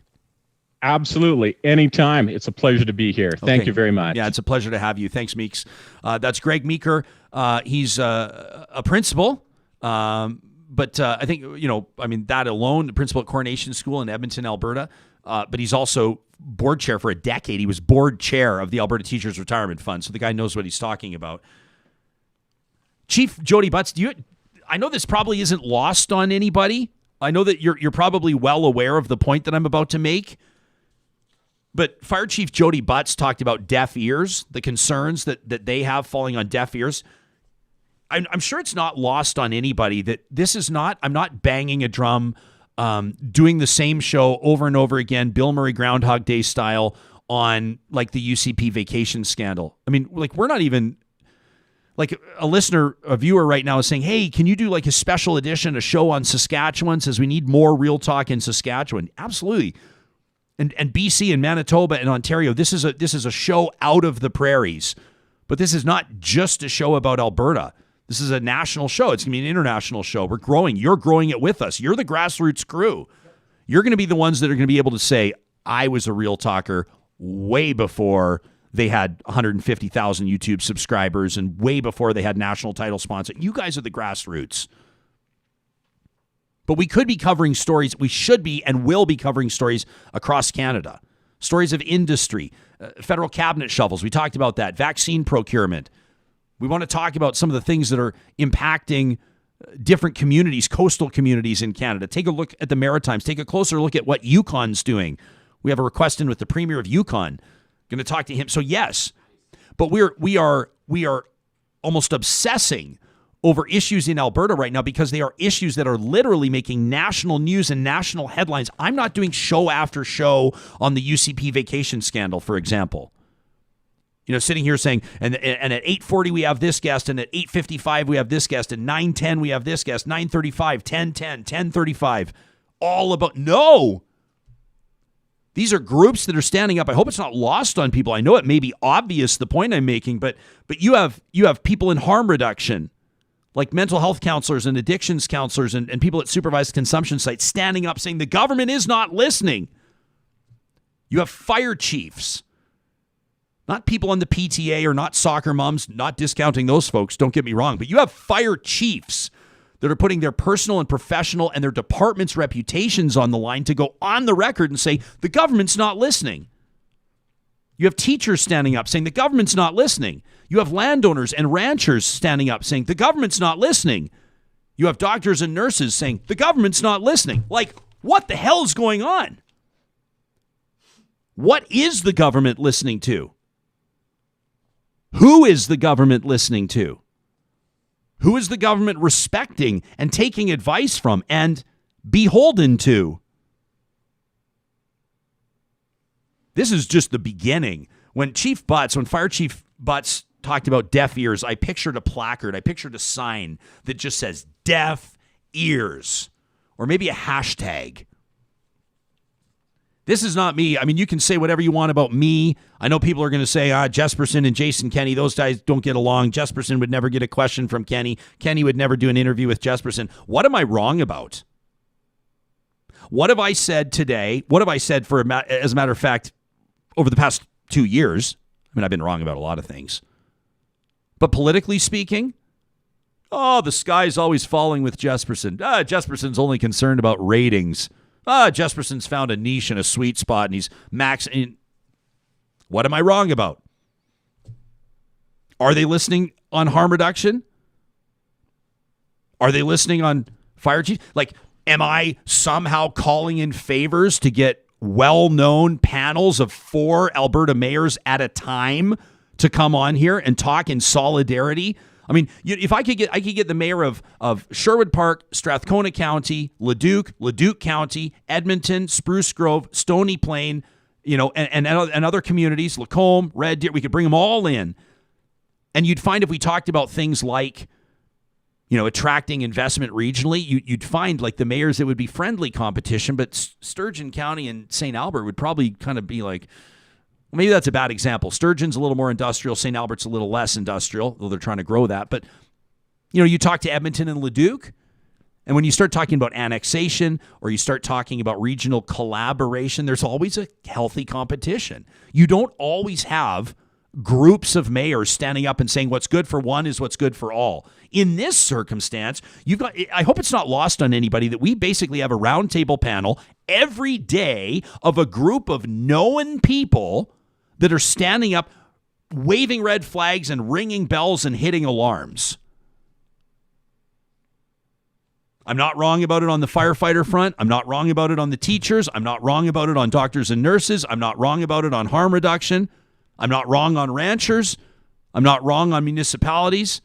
Reeves, mayors saying the government just unilaterally, the provincial government basically forgave property taxes to oil and gas providers. What are we supposed to do? The only leverage that they have is increasing property taxes, so they're going to do it.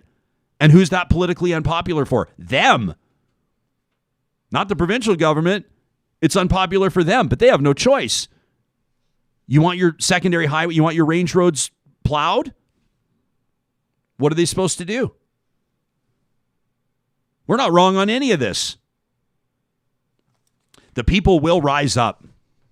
The people are rising up. The people will rise up. And we'll cover it every single step of the way. Talk at ryanjesperson.com is where you can get in touch with us. We're so proud to be partnered up with the team at Park Power. They're in the electricity, natural gas, and internet game. You're going to be paying somebody. You're already paying somebody for that service. Why not make it a builder of Real Talk that you bring your business to, especially because 10% of their profits are shared with nonprofits in their community. Right now, they've got a great promo code going. So whether it's commercial or residential that you're signing up for with Park Power, they're going to give you $70 off your first bill when you go to parkpower.ca and use the promo code 2021-Real Talk. 2021-Real Talk. Save $70 on your first bill. The team at Alta Moving and Storage is in the game of taking your stress and dropping it down. Nobody loves moving. We might get excited about the place we're moving to, but nobody loves actually moving. Well, they're in the game, and they know what they're doing, and they're local, which means you have a question, they're going to solve it for you with these pod-style containers, with their team of movers, and with their long and short-term storage solutions. You can find Alta Moving and Storage under the sponsors tab at ryanjesperson.com. That's also where you will find the team at Grand Dog Essentials.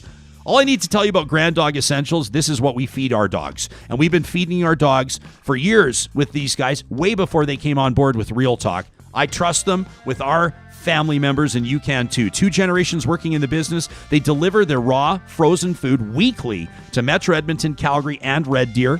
You can find more information at granddog.ca, and if you do sign up with them, you can read more about the benefits of raw food. Use the discount code REALTALK for 10% off your first-time order. Real Talk, 10% off your first-time order. We're taking the show. There's no real overtime anymore because now just every show is overtime, isn't it, Sam?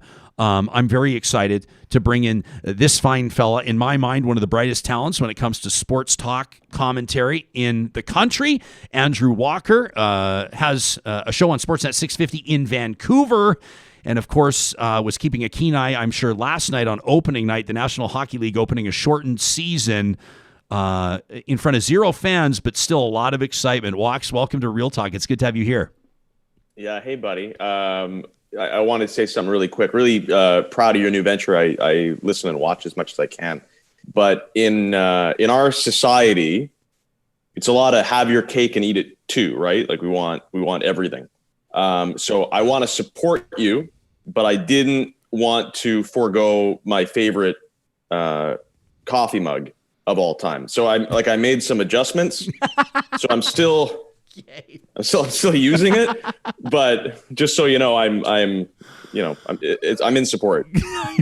I appreciate that very much. Thank you so very much. Yeah. I'm trying to, can I tell you, we had a bit of an unfortunate circumstance. I'm not sure if you heard, Andrew, but I got fired a couple months ago and I didn't see it coming. And probably I'm thrilled now, but maybe the most lamentable part of all of this is I actually have like 85 of those mugs still. We actually just got a new shipment right before all hell broke loose.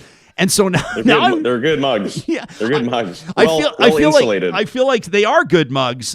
Just wait till you see the Real Talk mugs. I've signed off on the design, and we're going to be launching our online shop soon. And these mugs are unreal. But I will say I feel like someone. Like I know, I won't use her name because it's not funny and it's terrible as a matter of fact. But a friend of mine, she got married and 10 days later they split up. Like 10 days after the wedding, and I kind of felt like when those mugs arrived, I felt like I would have been like her when her wedding photos arrived after, like the marriage. Yeah, we're all the gifts. You gave her mugs, didn't you? I gave her 85 Jespo mugs. So hopefully she can use them. But anyway, welcome to the show. Last night you cover the Canucks on the home of the Canucks, Sportsnet 650. But you're a born and raised Saskatchewanian, but you grew up an Oilers fan. You've worked in Calgary, you've worked in Toronto. So I know that you kind of remove yourself from the obsessive fandom and just kind of do your best to provide objective analysis of the National Hockey League. Generally speaking, how amped up were you for this season? Some people are so excited about this North Division with all the Canadian teams, and other people are saying it's Bush League and they have no interest in it whatsoever. Where are you? Well, I mean, to be totally honest, I feel the season kind of snuck up on us, and I'll admit, I was very excited for that last playoff run. I know it wasn't great in Edmonton. Obviously, they lost that play-in round to Chicago, and Vancouver ended up going a couple rounds deep, which is really fun. But then as soon as Vancouver got eliminated, and this was back in the late summer, we were down to the Final Four, and it was late summer, and I got fatigued. I got hockeyed out, and I didn't, for the first time in my life, other than professionally, I didn't watch a lot of the Stanley Cup Final, and And so now this season came around, and I feel like it snuck up on us a little bit because there's no preseason games. We went through Christmas, all of that. And I'll admit, like yesterday afternoon, the Penguins and the Flyers had the first game, and I sat down. I was just engrossed by it and watching Crosby, and it's very Canadian to have hockey back, and it's not quite what we're used to, and we're all wrapping our heads around this Canadian division. So there's going to be 2 or 3 all Canadian matchups every day for like the next 160 days or whatever. It's incredible. I thought last night was really fun. It's a little sloppy, but you got to look at it this way too. It's not a Canadian division. The other divisions don't matter. You never play outside of your division. Yeah. This is a league. It's a Canadian league for the first time since our grandpas watched, basically. Yeah, this is. I mean, it's neat. It's a one-off. I would imagine that to a certain degree, rivalries could get wildly out of control. I mean, I think of Zach Kassian and Matthew Tkachuk as an example, and I'm sure that there will be other things that develop, but there could be some pretty interesting storylines. Who do you like of the Canadian teams? I mean, I was watching. I can't, like, I let guys slide in a hockey pool if they're Maple Leafs because I just don't really want a Maple Leaf. But I was watching last night and I'm sitting there thinking, going, it's a pretty wild. Even their center core. You've got Jumbo Joe Thornton there. You got Jason Spezza, like kind of the guys of yesteryear. Plus, you got these bright young talents of today. And Toronto's put together a pretty interesting, pretty compelling team. Obviously, Vancouver's excited about the direction they're going in. New goaltending there, new goaltending in Calgary. Edmonton, obviously, with 2 of the probably top 5 players in the world, maybe 2 of the top 3. Expectations are high there. Who are you keeping an eye on? I know, especially when you're playing all the other Canadian teams like 8 or 9 times a year, especially the fans, like you're just going to hate each other, right? Like if you're an Oilers fan, you're going to hate Flames fans more than you already do because you're playing them every third night, it seems, and everyone likes to hate on Toronto. We know that. But I Toronto's making the playoffs. You're right. They're too good. So they're going to be there because top 4 in this division make the playoffs out of 7, right? So Toronto's going to make it. Now they can't win a big game to save their lives when we're talking about the playoffs are game 7. So we'll see after that, but they're going to get in. I am bullish on Edmonton. I think that McDavid, Draisaitl, and that power play are going to win X amount of games just by themselves. Right. And so if anybody else can do anything and kind of fill in the gaps, they should be okay. And I really like Winnipeg. I think Winnipeg is going to get in. And so that leaves the 4th spot to me between Calgary and Vancouver. So I guess I'll say Vancouver's going to get in too. They look good last night. I think there's this narrative that they had a really bad offseason, which I just think is kind of the bitter, pissy Canucks fan base like to tell everybody that. So I don't think it's necessarily true. I think they're pretty good. They look good last night. And then, so my picks are Calgary and Montreal and Ottawa to miss. Calgary, Montreal, and Ottawa. Ottawa's got Stützle obviously coming in. They've got Thomas Chabot, this kind of promising young D-man that I think was supposed to be kind of maybe not the second coming of Erik Karlsson. And by the way, whatever happened to Erik Karlsson, kind of fading away into obscurity in San Jose, that's weird. Looking for a big bounce-back season from him. What did you see last night from your childhood favorite Edmonton Oilers? Expectations are going to be high. It's Connor McDavid's birthday. And they just kind of didn't seem to bring the jam out of the gates against the Canucks. And I know a lot of people, I was on Oilers Twitter last night and people are going, oh, geez, come on. I know it's the first game in forever. It's the first game in forever, and there's lots of time. And I think if McDavid and Draisaitl can get motivated and bring people along with him, if Yamamoto continues to develop the direction he's going in, if their blue line can step up without Oscar Klefbom, and if they can get goaltending, they'll be okay. But there's a lot of ifs there that I've just identified.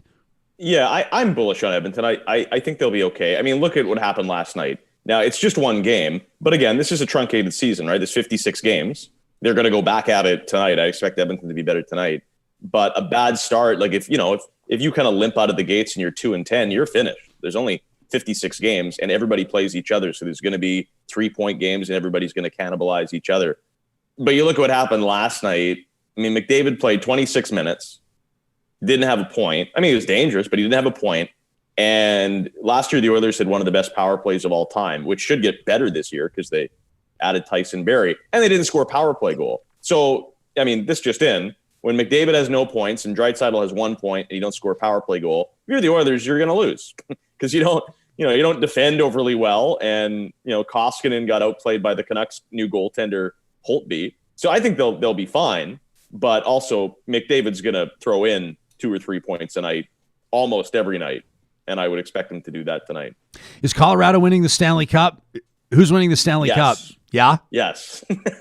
Yes, absolutely. If you if you're a betting person and you go online, throw some money on Colorado to win the Stanley Cup because that's what's going to happen. Yeah, you didn't. And at least all these Canadian teams aren't going to have to deal with them for a year. It's like buying a new couch at the Brick and not paying for a year. That's great. I was just quickly racking my brain to see if maybe there might be an opportunity. And if the Brick doesn't advertise on Real Talk, they will now. I was just going to say, I'm just going to pull this audio, send it to them, and what do you think? That's great. Yeah. Have the Comries on. Yeah, it's a whole new hustle. Yeah, might as well. So you didn't even, but usually sports guys like hum and haw, and they say, kind of plaid, oh, that's like asking me to pick my favorite child. I can't, and then they go, and then they name like 10 teams that could win the cup, and, they'd probably talk about, damn, that mug.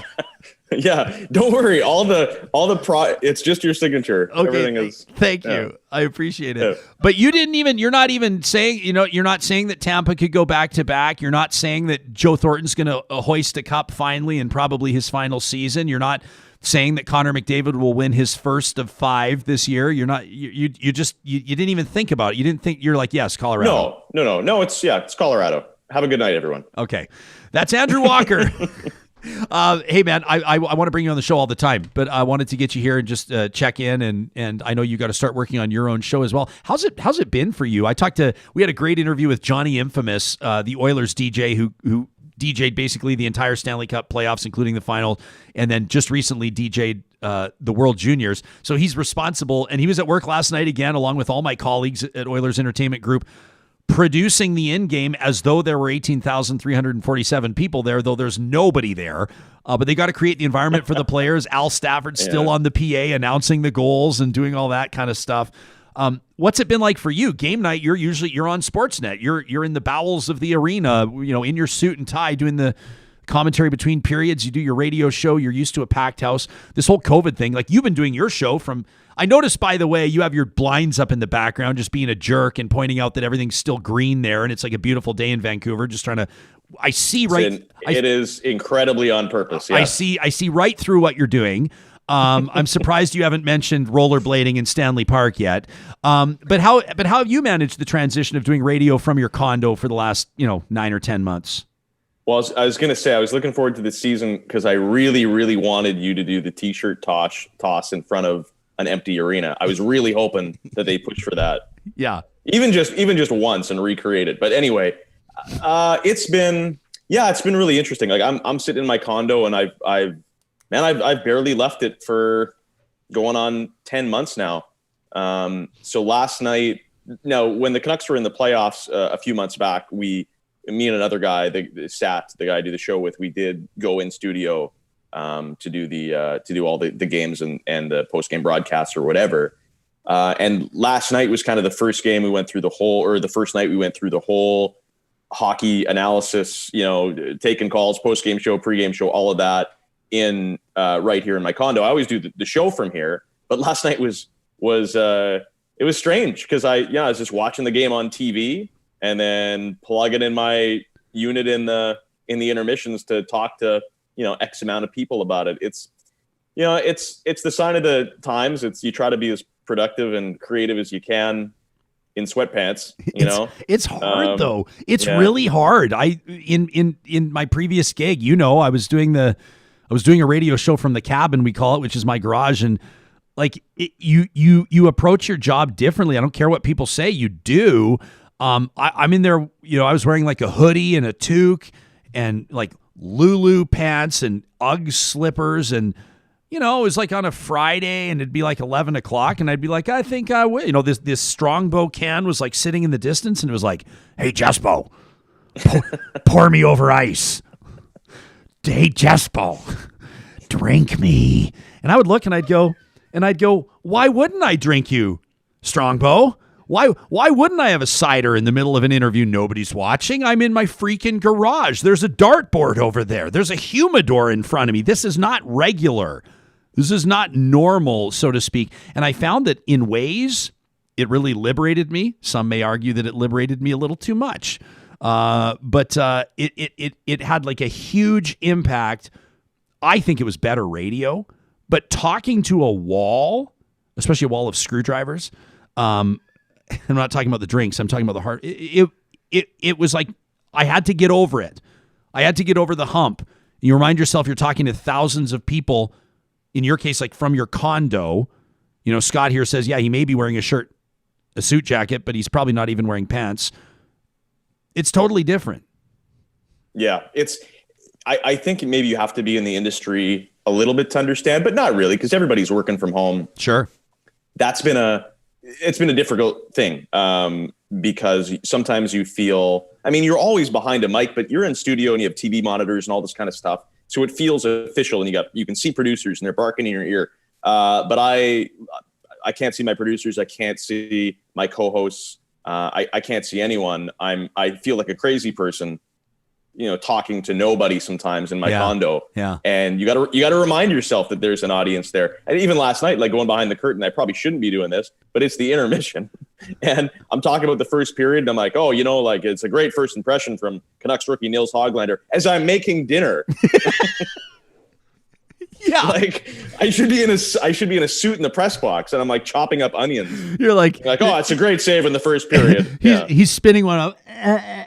Nils Hoglander with a great, maybe not so candid there, Walker. Maybe not so candid. Arnold Palmer's watching in. Thanks, Arnold. One of the all-time greats. Says each screwdriver, you have to remember, each screwdriver on the wall represents 100 people. There you go. Scott says if the booze is talking to Jesperson, I think he might have a problem. I've been off the sauce. Every empty wine bottle represents 50 listeners. Yeah. Wow. 50,000 people tuned in. That's remarkable for a new show. All time. Greg says, what a great tribute to Joey Moss on Sportsnet with OEG. Did you watch that?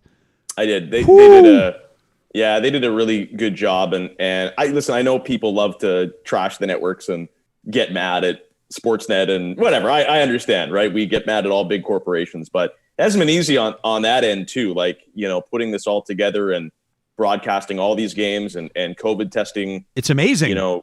Broadcast crews and doing things from studio and remotely and what the Oilers did, what Sportsnet did, and the tribute by Stephen Brunt last night.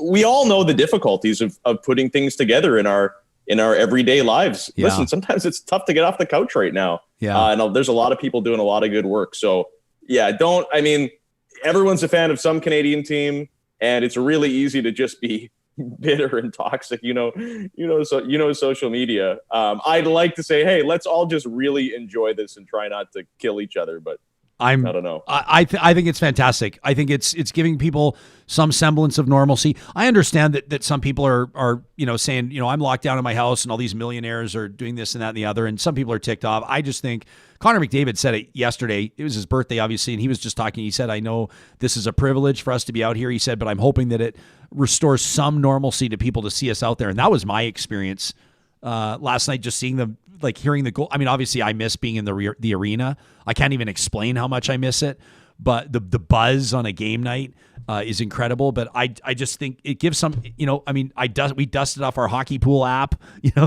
remembered what that felt like to ice a lineup. It's bringing people some hope, some joy. Some of our viewers right now in our YouTube comments are saying it gives us something to focus on aside from politics.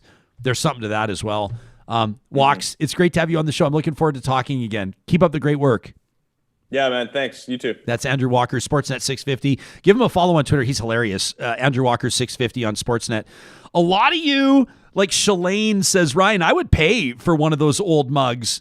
It's like having memorabilia from the Titanic, which is amazing.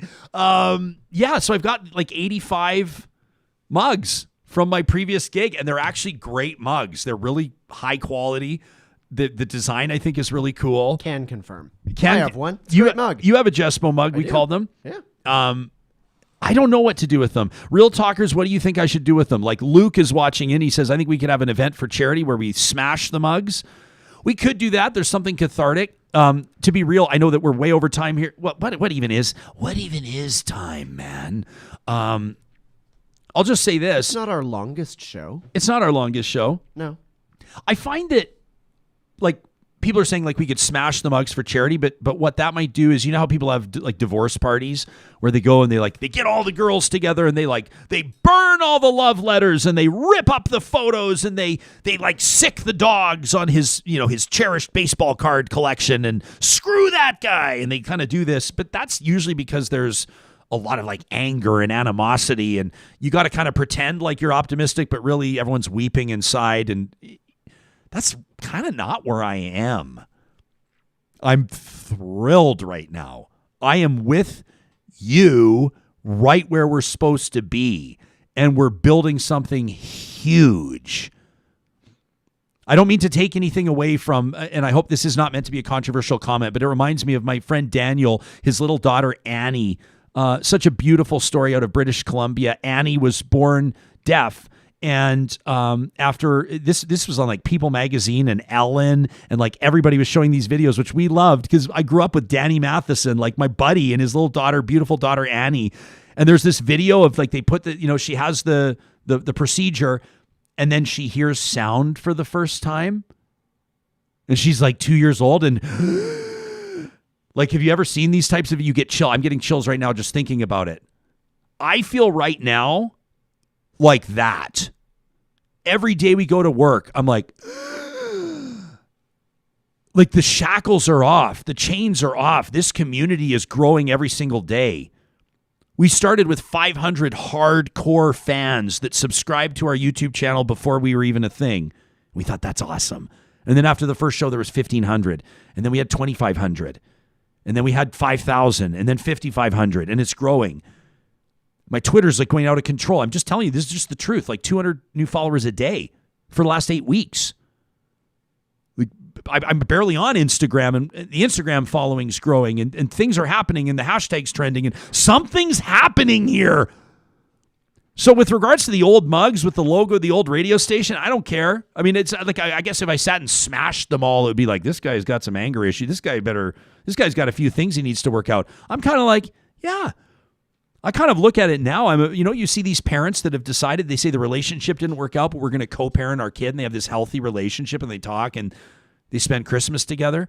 I'm not saying I think I'm going back on those airwaves anytime soon. I don't think I'm going to be invited back, and I wouldn't accept the invitation because why would I? We have higher priorities. But with regards to smashing the mugs, I mean, it's a lot to clean up. It's a lot to clean up, although local waste could help us. They really could. We could just get a bin from local waste, and then we could just smash them into the bin.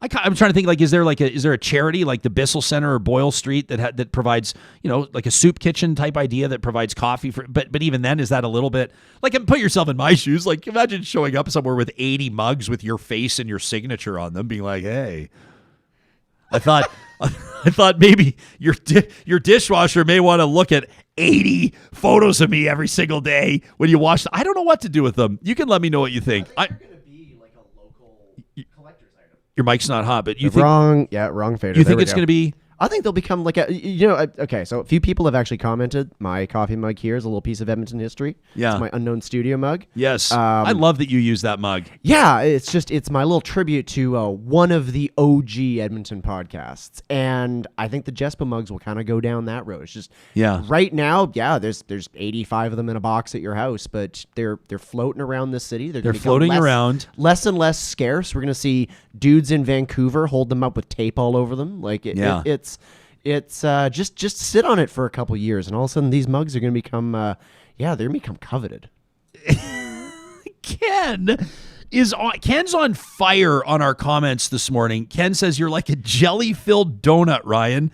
No hole in the middle and a great inside. Ken, after 9 months of pandemic living, I look like a jelly-filled donut. I do.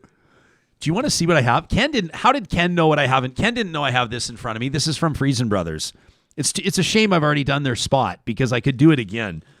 But check this out. So I've got this blueberry muffin. You want to see this? Like, I'm going to show you. So there's this blueberry muffin from Friesen Brothers, but check this out. Check out the inside, Ken.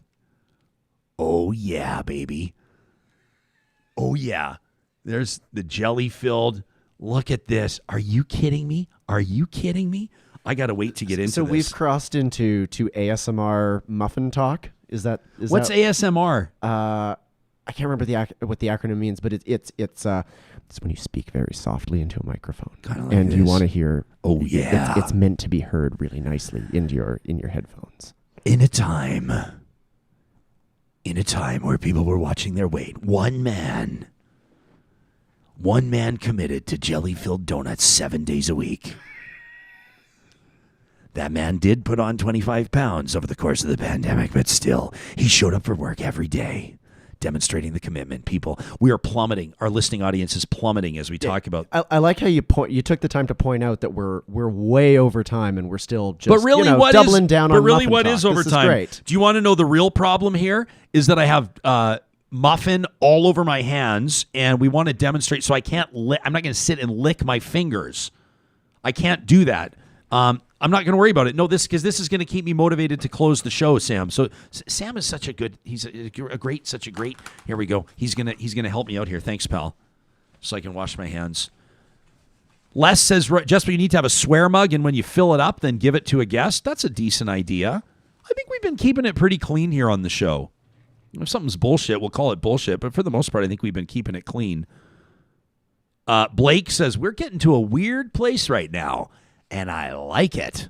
We are. This is like the overtime. This is what people often say should be a separate podcast. What you and I say when we shut the mics off and go off the air. Yeah.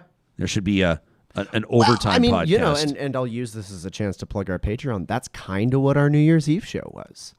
Yeah, that's right. You know what I mean? If you're a Patreon subscriber, you get to join us and hang out on Zoom on New Year's Eve, and we just shot the shit with everybody. It was great. That was so much fun. Tracy says, Ryan, it's your show. Lick your fingers. A different Tracy with an EY says, everybody's fingers taste like sanitizer now anyway. You're not wrong.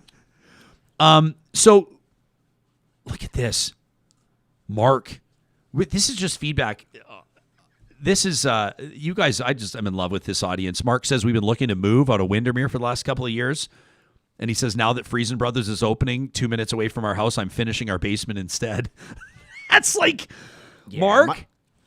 Honestly, Mark, I know that people say like, this one's for free for Friesen Brothers. People are going to say it's a grocery store, Jesperson. Like I get that you're doing advertising, but like it's not just a grocery store. You'll see as soon as you walk in, they're opening in March. You're going to see it's not like they're slow. Their braised beef ribs are like.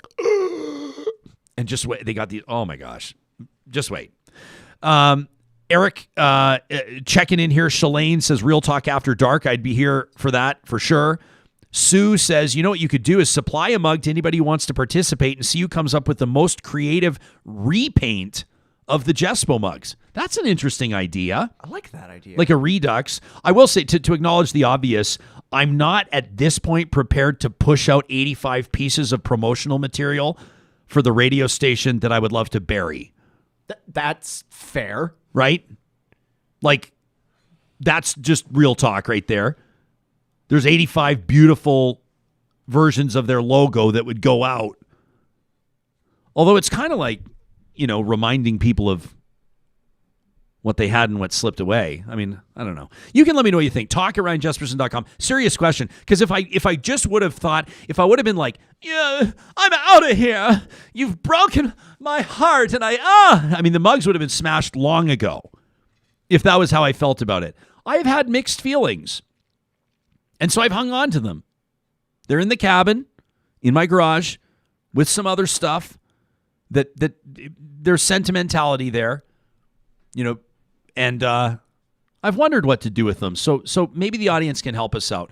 I'm serious. I will take into consideration your suggestions. Tracy says, how many United Conservative MLAs are there? You could send each one of them a Jespo mug. Okay. We have asks in with like 10 of them right now, and I'm looking forward because they're going to start accepting these asks. They're going to start accepting our invitations. I know it. The Alberta Machine Intelligence Institute is one of our newest builders, and we're so excited to be partnering with them. You talk about AI, you talk about where the ball is going when it comes to Alberta's post-pandemic economic recovery. AI is factoring in huge, and Western Canada is a hub recognized around the world. So at AIMI, the Alberta Machine Intelligence Institute, they partner with companies of all sizes across industries to drive innovation strategy.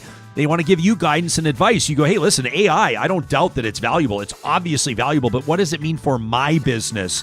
That's where AIMI comes in, using their AI adoption spectrum. So give them a shout. Check out AIMI.ca. That's AMII.ca for more. Tomorrow's show is going to be absolutely incredible. We're going to be talking about Bitcoin. Adam O'Brien's going to join us. If you've been paying attention to what crypto's been doing, January 6th, all hell breaks loose in Washington, D.C. Crypto goes like this, and then it goes like this. We want to make sense of it. Plus, a roundtable on the next 30 years in Alberta. Big vision coming up on the Friday edition of Real Talk. Make it an amazing day, and we'll talk to you soon.